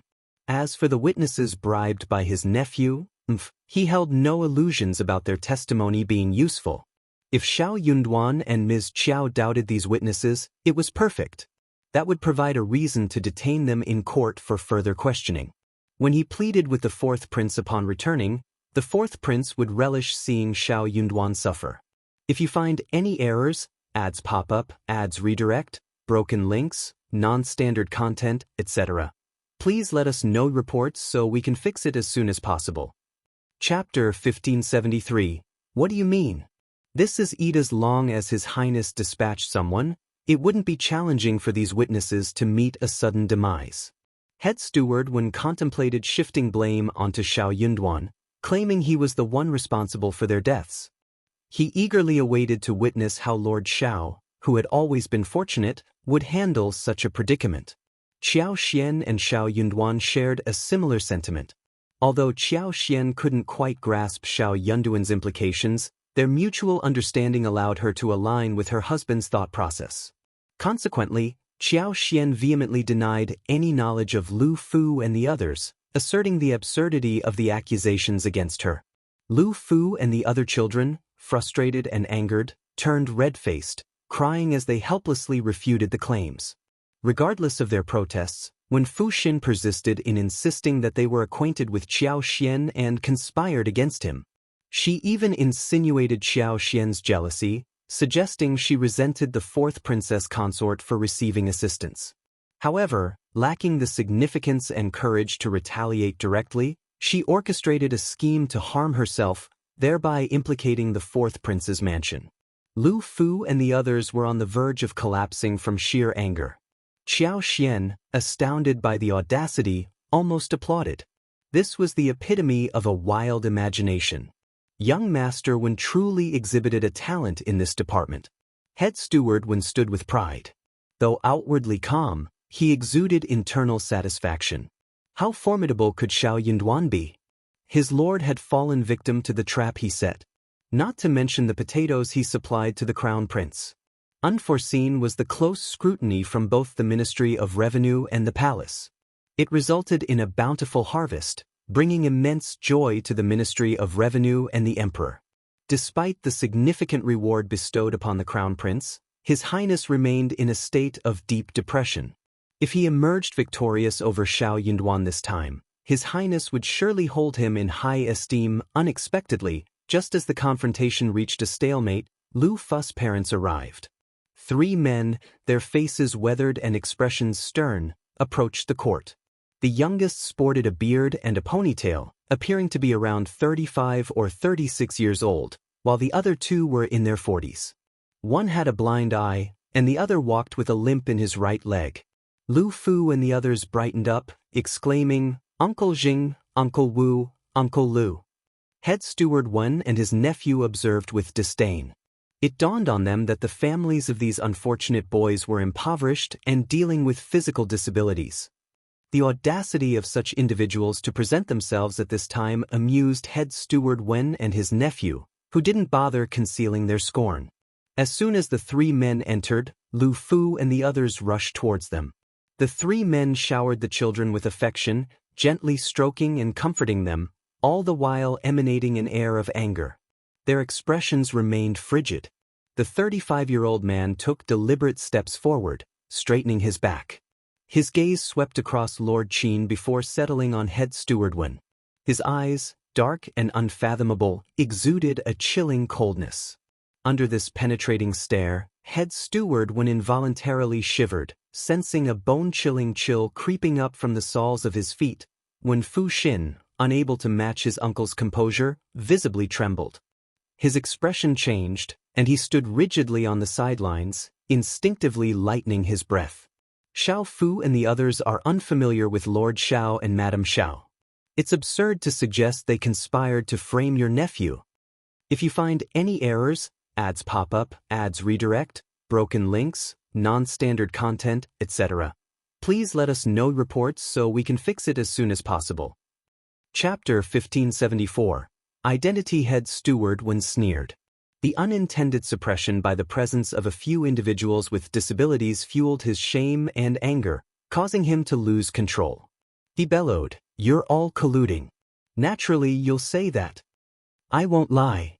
Xianxia handed over a dark red, weathered oilcloth bag, stating coldly, "Lord Qin will understand when he sees it." Head Steward Wen's forced smile grew more malicious. He retorted sharply, "What? Are you attempting to bribe right in front of me?" Shao Yunduan sneered, "What can you expect from a hog but a grunt?" "What did you say? To smear someone and hurl insults, what can you expect from a hog but a grunt?" "You," Lord Qin intervened, coughing. "Bring it up." Since they presented it personally, he had to inspect it himself. The oilskin bag was swiftly placed before Lord Qin. As he opened it, he casually picked up a folded piece of paper and glanced at it. His expression underwent a drastic change. He glanced at the others, his eyes widening, and his hands trembling involuntarily. His expression became indescribably complex, revealing inner turmoil. Head Steward Wen and his nephew were left stunned, perplexed by the unexpected turn of events. Observing Lord Qin's reaction, Head Steward Wen, usually confident, struggled to maintain composure. He exchanged glances with Shao Yunduan, who remained stoic. Head Steward Wen put on a fake smile and addressed Lord Qin. "Lord Qin, what is the matter? Has Lord Qin found something?" Lord Qin, torn by conflicting emotions, raised his eyebrows and replied, "Why don't we temporarily halt the proceedings and investigate further?" It was a common phrase used in governmental offices. It implied that the case was not suitable for public interrogation. Why not transfer it to the back hall and discuss it in detail? Xianxia barely hesitated. Instead, he seemed to sigh in relief and promptly expressed his agreement. "Certainly, but it's at Lord Qin's discretion." Shao Yunduan glanced at Xianxia, paused briefly and stated, "I have no objections either." None of them raised objections. That left only Head Steward Wen. However, he appeared somewhat hesitant. Before he could voice his thoughts, when Fu Xin interjected, "No. Why can't we conduct the interrogation openly? Is someone trying to manipulate things covertly? Dream on." If everyone agreed, he felt compelled to disagree. There had to be something fishy. When Fu Xin thought as much, and Head Steward Wen, initially harboring suspicions, found assurance in his nephew's proclamation. "Exactly. Lord Qin, there's no harm in being forthright." Lord Qin regarded Head Steward Wen and his nephew with pity. It seemed they might not comprehend the consequences of their actions. Since they were resolute in their stance, why not fulfill their wish? Having already suggested the idea, and with their rejection, Lord Qin felt justified. Even if the fourth prince were dissatisfied, he couldn't be blamed. In that case, it's settled. Lord Qin rose, bowed slightly, and cupped his hands toward Xianxia. "General Zheng, please proceed." "General Zheng? What kind of general was this? Did they mishear, or did Lord Qin misspeak?" Head Steward Wen and his nephew exchanged bewildered glances, attempting to discern each other's expressions as if questioning the accuracy of what they heard. The onlookers were also taken aback. The surrounding commoners were left in shock, their gasps audible. "What? What did Lord Qin say just now? Did you hear that? If you find any errors, ads pop up, ads redirect, broken links, non-standard content, etc., please let us know reports so we can fix it as soon as possible." Chapter 1575. It actually became like this. I didn't hear it. I must have heard wrongly. Xianxia chuckled self-deprecatingly. "Lord Qin, please, I'm no longer a general. I'm just a commoner now." "Greetings, Lord." Xianxia cast a quiet gaze at Head Steward Wen. His dispassionate tone struck the heart of Head Steward Wen like a heavy hammer. "These children are all offspring of my former brothers. Their fathers were comrades in arms with me on the northern battlefield, sharing life and death together. They returned from the battlefield with injuries, illnesses, or disabilities. A decade has passed, and many are no longer with us. Some of these children have lost their fathers, and others have lost both parents. In our residence, there are no fewer than 20 to 30 children in similar circumstances. Over 10 disabled brothers, like their fathers, are still grappling with life. Including elderly, frail, women, and children, there are over 70 in total.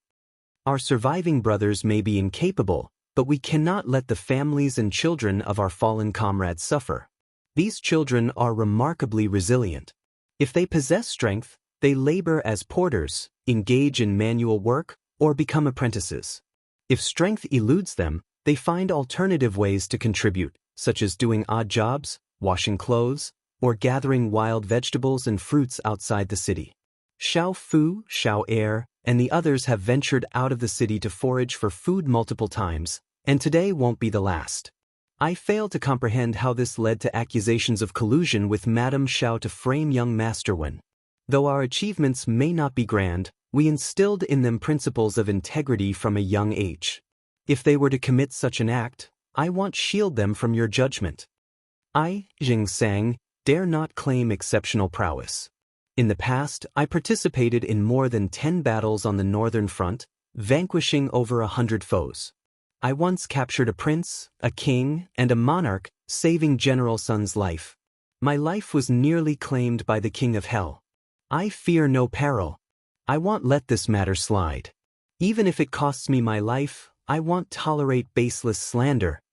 When Fu Xin, oblivious to the gravity of the situation, scorned Xianxia's words. He sneered and jeered, "Oh, boasting about your feats. Shamelessly bragging here. What a joke, Uncle?" When Fu Xin shielded his face, casting a bewildered look at head steward Wen. Shocked and confused, he couldn't fathom why his caring biological uncle would resort to a slap. Head steward Wen, agitated and vexed, lacked the time to explain. He spoke with frustration, his voice lowered to a hiss, "Stay silent." Enraged, Xianxia rebuked sharply, "What is the meaning of this? How dare you subject me to such humiliation?" Shao Yunduan sighed. General Zheng risked his life for the Great Qin, valiantly defending against external threats. He nearly lost his life on the northern battlefield, only to face scorn like this. What a woeful and pitiable fate. General Zheng, please compose yourself. He is the nephew of the head steward of the prince's mansion. Arguing with him won't yield anything. Xianxia, Lu Changming, and Wu Guan seethed with anger. The state of the world has truly deteriorated. This is the Great Qin we risked our lives to protect. If you find any errors, ads pop up, ads redirect, broken links, non-standard content, etc., please let us know reports so we can fix it as soon as possible. Chapter 1576, Gathering of the Gods in the Heavenly Mansion. I can't help but feel sorry for these children. What wrong have they done? Their father laid down his life for the Great Qin Empire, and yet his son has to endure such humiliation, picking up discarded vegetables and fruits. Elder brother Zheng, I harbor so much resentment towards him. This is far from over. Far from over. Onlookers seethed with anger, unleashing a torrent of curses. This is inhumane. Is he even human? Bullying the less fortunate. Is this the way of the world? It's disheartening. The virtuous never seem to get what they deserve. Without General Zheng and others risking their lives to defend against foreign enemies, how could people revel in luxury and indulge in drunkenness? The imperial court's treatment of them and their families is excessively callous and heartless. Who would dare to enlist in the army in the future? Who would willingly go to the battlefield? Certainly not me. I won't allow my son to go either. Indeed. I'd rather take out loans than subject myself to that. Why would His Highness the Fourth Prince appoint such an individual to a crucial position? It's beyond comprehension. Like master, like servant. Quiet down, watch your words. Trouble may arise from your loose tongue. Head steward Wen could no longer maintain his confident composure. His expression reflected defeat, and cold sweat adorned his forehead. In his heart he lamented, "It's over, it's over." When Fu Xin covered his face, still nursing a sense of injustice. His countenance betrayed embarrassment, fear, and confusion. Even at this moment he couldn't fathom the situation. Why was his uncle so apprehensive about these destitute individuals? So what if he's a general? What kind of nonsense general behaves like this? No one would suspect he's a beggar by the roadside. Head steward Wen tossed aside any concern for his dignity or reputation.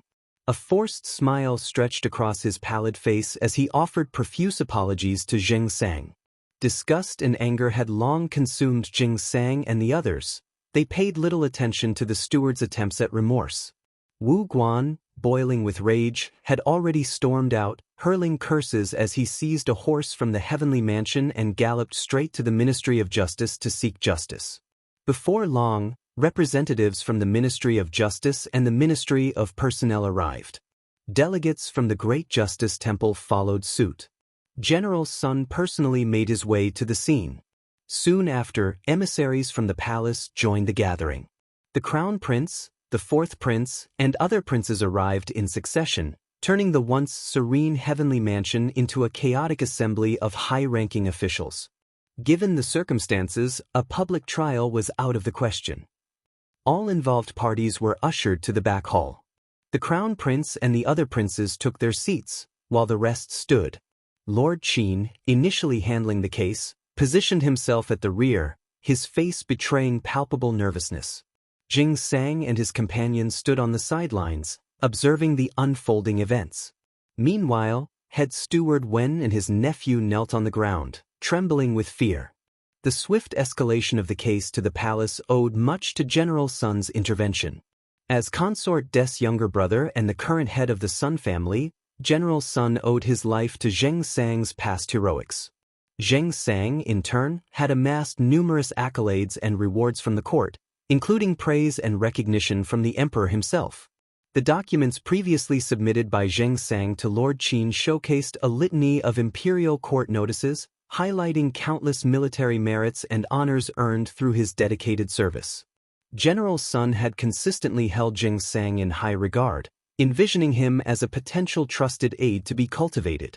However, upon his return to the capital from the northern regions, Jing Sang found himself at odds with the bureaucratic intricacies of the capital and disapproved of the Sun family's conduct. Adding to his challenges, Jing Sang was acutely aware that his act of saving General Sun's life had forged an indelible connection in the eyes of the public. He was seen as inherently associated with General Sunday. Beyond his reliance on General Sun, he recognized that establishing himself independently would be an uphill battle. If you find any errors, ads pop up, ads redirect, broken links, non-standard content, etc., please let us know reports so we can fix it as soon as possible. Chapter 1577. But this time, it's too much. However, he harbored no desire to become entangled with the Sun family. As a result, he made the difficult decision to resign. Despite the numerous comrades he had lost on the battlefield and being an orphan without familial ties, he chose not to return to his hometown. Instead, he remained in the capital, dedicated to caring for the families of his fallen brothers. Gradually, a community of such individuals gathered around him, numbering nearly 76.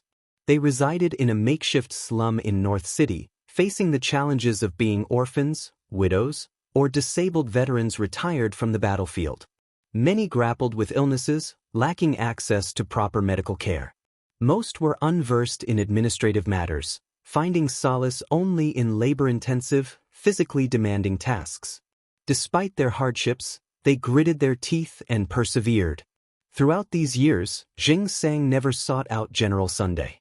However, the accumulation of a decade's worth of difficulties and resentment within him finally reached a breaking point. A spark ignited, resulting in a resounding explosion, today's incident. Upon hearing the news, General Sun, being the second prince's uncle, found joy in the opportunity. He promptly consulted with an advisor, informed his wife, and had Princess Concubine Virtue report the matter to the emperor. Princess Concubine Virtue urgently sought an audience with the emperor, considering the involvement of Lord Shao, Madame Shao, and a general with significant past contributions, an affair worthy of the emperor's attention.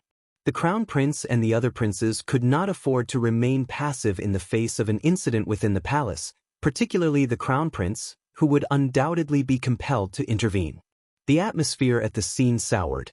The fourth prince maintained an expressionless demeanor, harboring a wish to kick both individuals to their demise. It appeared that the person in charge treated his dog poorly. Treating the dog too well would imply it was a human with the freedom to act as it pleased. Since it was a dog, all the unscrupulous actions would be attributed to the master. Once everyone was assembled, the crown prince let out a sigh and cast a complex look at Shao Yunduan. He inquired, "Officer Shao, what is happening? Enlighten me." As Shao Yunduan was the most knowledgeable among those involved, he assumed the role of questioning. Wen Fuxin remained utterly clueless, still muddled and unaware of the situation. Observing the presence of the crown prince, the fourth prince, the second prince, and the third prince, he felt an unexpected surge of excitement. What did this signify? It meant that his uncle held considerable influence. See, the crown prince and the fourth prince were both present. His uncle, as the trusted aide of the fourth prince, surely wouldn't let them suffer. The crown prince, known for his benevolence, wouldn't disrespect the fourth prince. As long as the crown prince extended courtesy to the fourth prince, no one would dare to utter a word against them. These people would undoubtedly have to kneel before him later, concerned that Shao Yunduan and Xianxia might say something detrimental. When Fuxin hastily interjected, "Crown Prince, I am innocent. Please help me." Shao Yunduan raised his voice, cutting him off. "The rules at the fourth prince's mansion are commendable. How dare a servant show disregard for the crown prince? How dare he speak in front of the crown prince?" The onlookers were left in stunned silence. The crown prince felt a tinge of awkwardness. Initially, he had no intention to intervene, but faced with the servant's insolence, his usual restraint wavered, contemplating whether to engage in a confrontation. If you find any errors, ads pop up, ads redirect, broken links, non-standard content, etc., please let us know reports so we can fix it as soon as possible. Chapter 1578. Lawless. But to his surprise, Shao Yunduan spoke up. No one could have anticipated Shao Yunduan's decision to speak.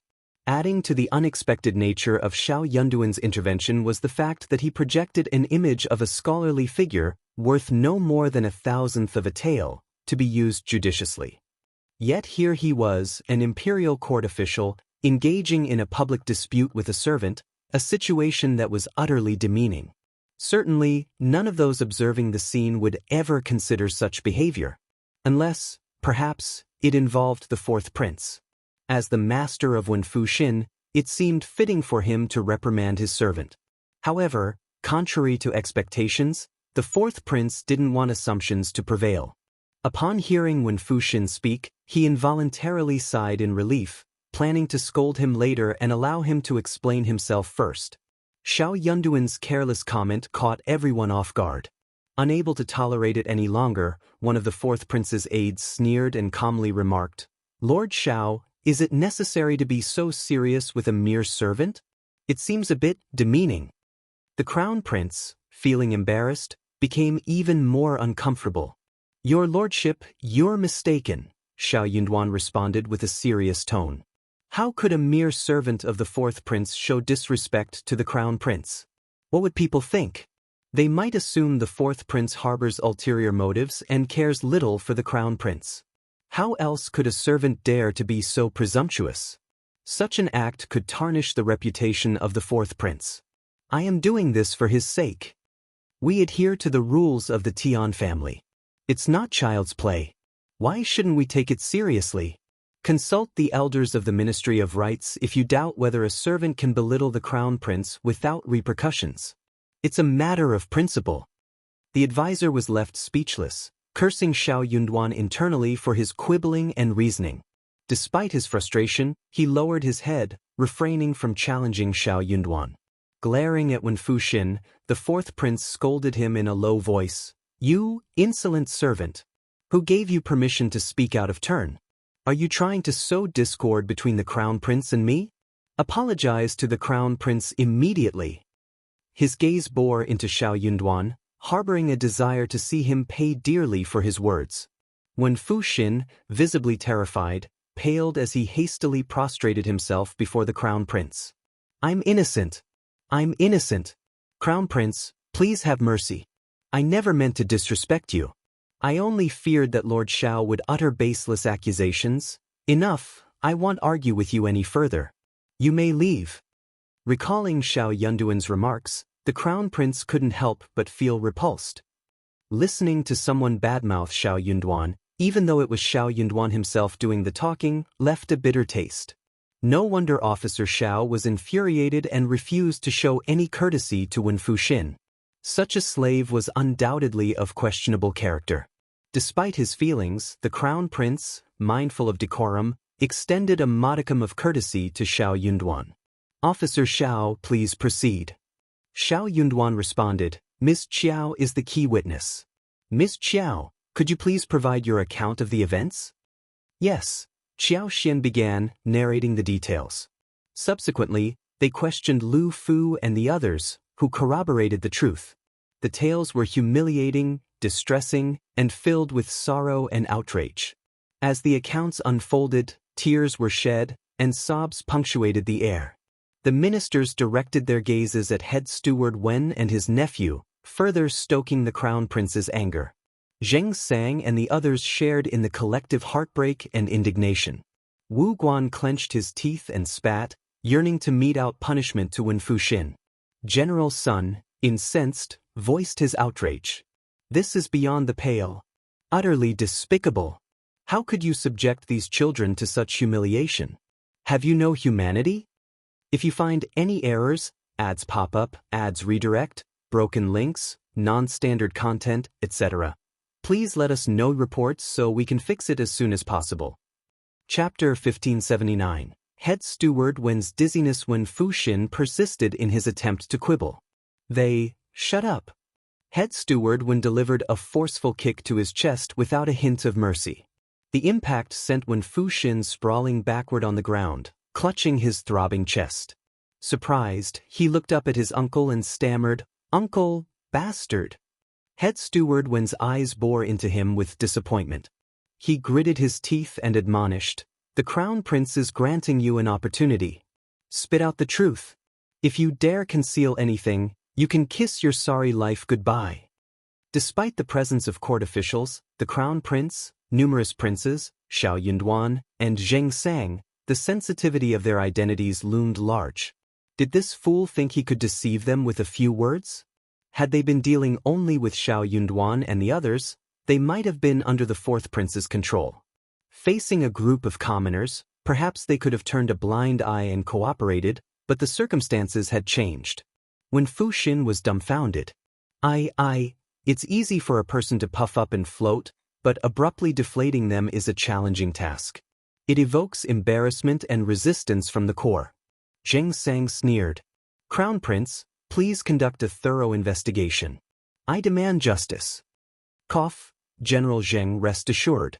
I will provide a satisfactory explanation," the Crown Prince assured. General Sun, indignant, addressed Zheng Sang, "Little Zheng, don't be disheartened.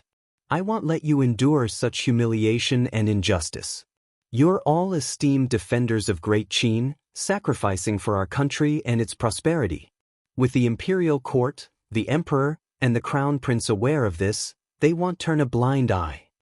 Without your contributions, Great Qin wouldn't enjoy its stability and prosperity. You shouldn't be subjected to such treatment. It's a letdown for the soldiers and the commoners alike." Head Steward Wen teetered on the verge of losing consciousness.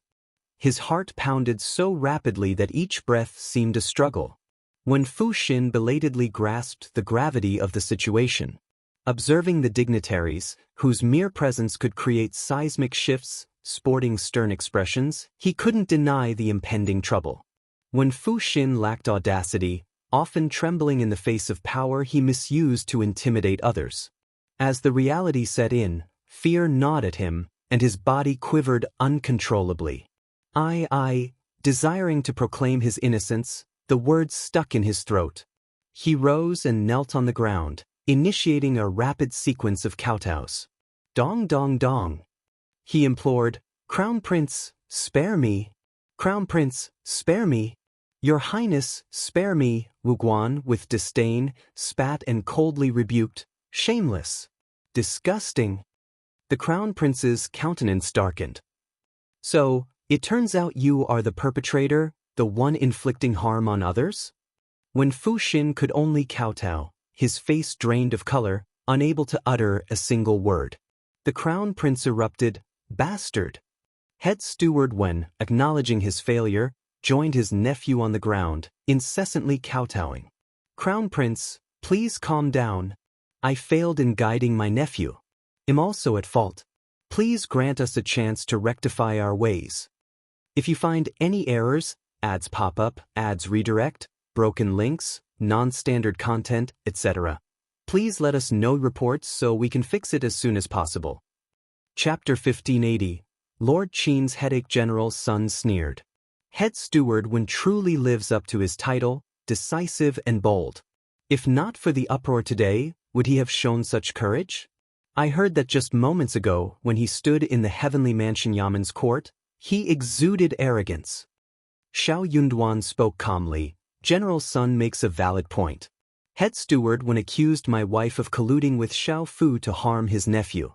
I find it peculiar that he wasn't present during the incident, yet he seemed well informed. Shouldn't Lord Qian have been the one to question him? Xianxia added with a cold tone, Lord Shao is correct. Before the Crown Prince and others were made aware, you didn't express concern about failing to guide your nephew properly. Now you seek a chance for redemption? What kind of game are you playing with us? General Sun slammed the table. This is beyond forgiveness. The fourth prince harbored deep animosity, yet he understood that the head steward's tenure was doomed. Even if his life were spared, the position of head steward was forfeit, and his nephew's fate far from assured. General Sun and the second brother wouldn't let the matter rest, and his father would struggle to justify it. Attempting to garner support from the generals was futile. Who would believe him after witnessing the fate of Xianxia and the others? The fourth prince, foreseeing trouble down the line, decided to distance himself from the head steward. Coldly, he declared, I know nothing of this affair. If I did, you wouldn't escape unscathed. Given the current situation, Crown Prince, these two are your responsibility. Whether you choose punishment or interrogation, it's in your hands.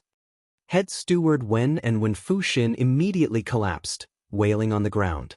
Crown Prince, irritated, frowned and ordered, gag them and take them away. Lord Qian promptly complied. Soon, individuals approached, muffling the cries and swiftly escorting them out. The Crown Prince sighed inwardly, casting a glance at Shao Yunduan, Xiaoxian, and Xianxia, and offered gentle solace. I understand that you've all endured injustice. Those individuals are despicable and tyrannical, deserving no easy forgiveness. Let Lord Qian handle the interrogation, and thoroughly investigate the matter. Address it according to your wishes. Xianxia and Shao Yunduan expressed no objections. They exchanged appreciative glances and silently thanked each other. Lord Qian, though internally groaning, had no choice but to steel himself and accept the responsibility. Originally a minor case, a mere conflict among ordinary individuals, it would have resulted in a scolding and perhaps a lesson for resolution. Yet, the involvement of three parties with extraordinary identities promised a more severe outcome. At best, it would be a minor altercation. At worst, it could tarnish the reputation of officials' families and the descendants of meritorious individuals.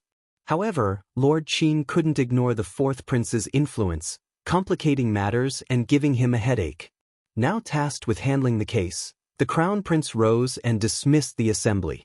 The darkening sky signaled the end of the day. Crown Prince regarded Xianxia and the others with a gentle gaze. Shao Yunduan respectfully said, Crown Prince, I will attend to General Zheng. Crown Prince nodded with a satisfied smile and concluded, That's excellent. Let's reconvene tomorrow. If you find any errors, ads pop up, ads redirect, broken links, non-standard content, etc., please let us know reports so we can fix it as soon as possible. Chapter 1581. Pretending not to know, it was evident that he intended to summon Xianxia for a meaningful conversation, possibly discussing the prospect of offering him an official position. A fleeting expression of displeasure crossed General Sun's eyes. He was on the verge of expressing his thoughts when Xianxia, in a gesture of gratitude, bowed to Shao Yunduan with cupped fists. Thank you, Lord Shao. Apologies for the trouble. General Zheng, your courtesy is much appreciated. I'm no longer a general. Lord Shao, if it's agreeable to you, you can address me as Brother Zheng. Very well, Brother Zheng. Shao Yunduan nodded with a warm smile. General Sun felt a profound sense of distaste. He forced a smile and remarked, "Little Zheng, you're going too far. How have you managed all these years? Why didn't you seek me out when you were facing difficulties? No need for such formality between us. I always assumed you had returned to your hometown. This comes as a surprise." Zheng Sang almost wanted to burst into laughter. Living in the northern city slums with many others, all of them with known identities, how could General Sun not be aware? It seemed like he was pretending not to know. He disliked officialdom and was inept at ingratiating himself with others. He couldn't tolerate such people and circumstances. After all these years, what remained? How could General Sun still remember? Though the words sounded amiable, if he truly went to seek General Sun out, he would probably have been irritated long ago, right? Having weathered the hardships of the world, Zheng Sang was no longer the person he used to be. Despite his internal disdain, he concealed it well and respectfully replied to General Sun, "I'm ashamed. I've been drifting aimlessly all these years, and I don't have the face to seek you out, General." General Sun laughed and affectionately patted his shoulder. "You are too modest. Let's not dwell on it tonight. Remember to visit my residence tomorrow." "Yes, General." General Sun had initially anticipated a refusal, or at least some hesitation before acceptance. To his surprise, Zheng Sang agreed readily, leaving him slightly stunned. Chuckling, General Sun departed, offering a reminder, "Oh, don't forget." "Of course not," Zheng Sang replied. Mockery brewed within Zheng Sang's heart. In the blink of an eye, the heavenly mansion was empty, with only Zheng Sang, Shao Yunduan, and Xianxia remaining. Zheng Sang expressed his gratitude to Xianxia, bowing with cupped fists. "Thank you, Madam Shao." Wu Guan and Lu Changming also hastened to bow and express their thanks. "Thank you so much, Madam Shao. Without your assistance today, these children, sigh." Lu Fu added. Zheng Sang sighed and called the children forward to thank Xianxia. Taking Qing Lian and Xiao by their hands, Xianxia directed Lu Fu to follow. She smiled and said, "Don't be so modest, Brother Zheng. You're too kind. I'm just doing what needs to be done." After a brief pause, she added with a half-joking smile, "Actually, I'm relying on my husband's fearlessness. Some may find it challenging to lend a hand, but no one dares to refuse." Zheng Sang chuckled. "Regardless, we owe a debt of gratitude to Madam Shao and Lord Shao." Shao Yunduan suggested, "Let's head to our house first. It's nearby. You can freshen up, have a meal, and I'll arrange for your return later." After a moment's thought, Zheng Sang nodded with a smile. "Thank you, Lord Shao and Madam Shao." Xianxia excitedly chimed in, "Absolutely, you're most welcome. If you find any errors, ads pop up, ads redirect, broken links, non-standard content, etc., please let us know reports so we can fix it as soon as possible.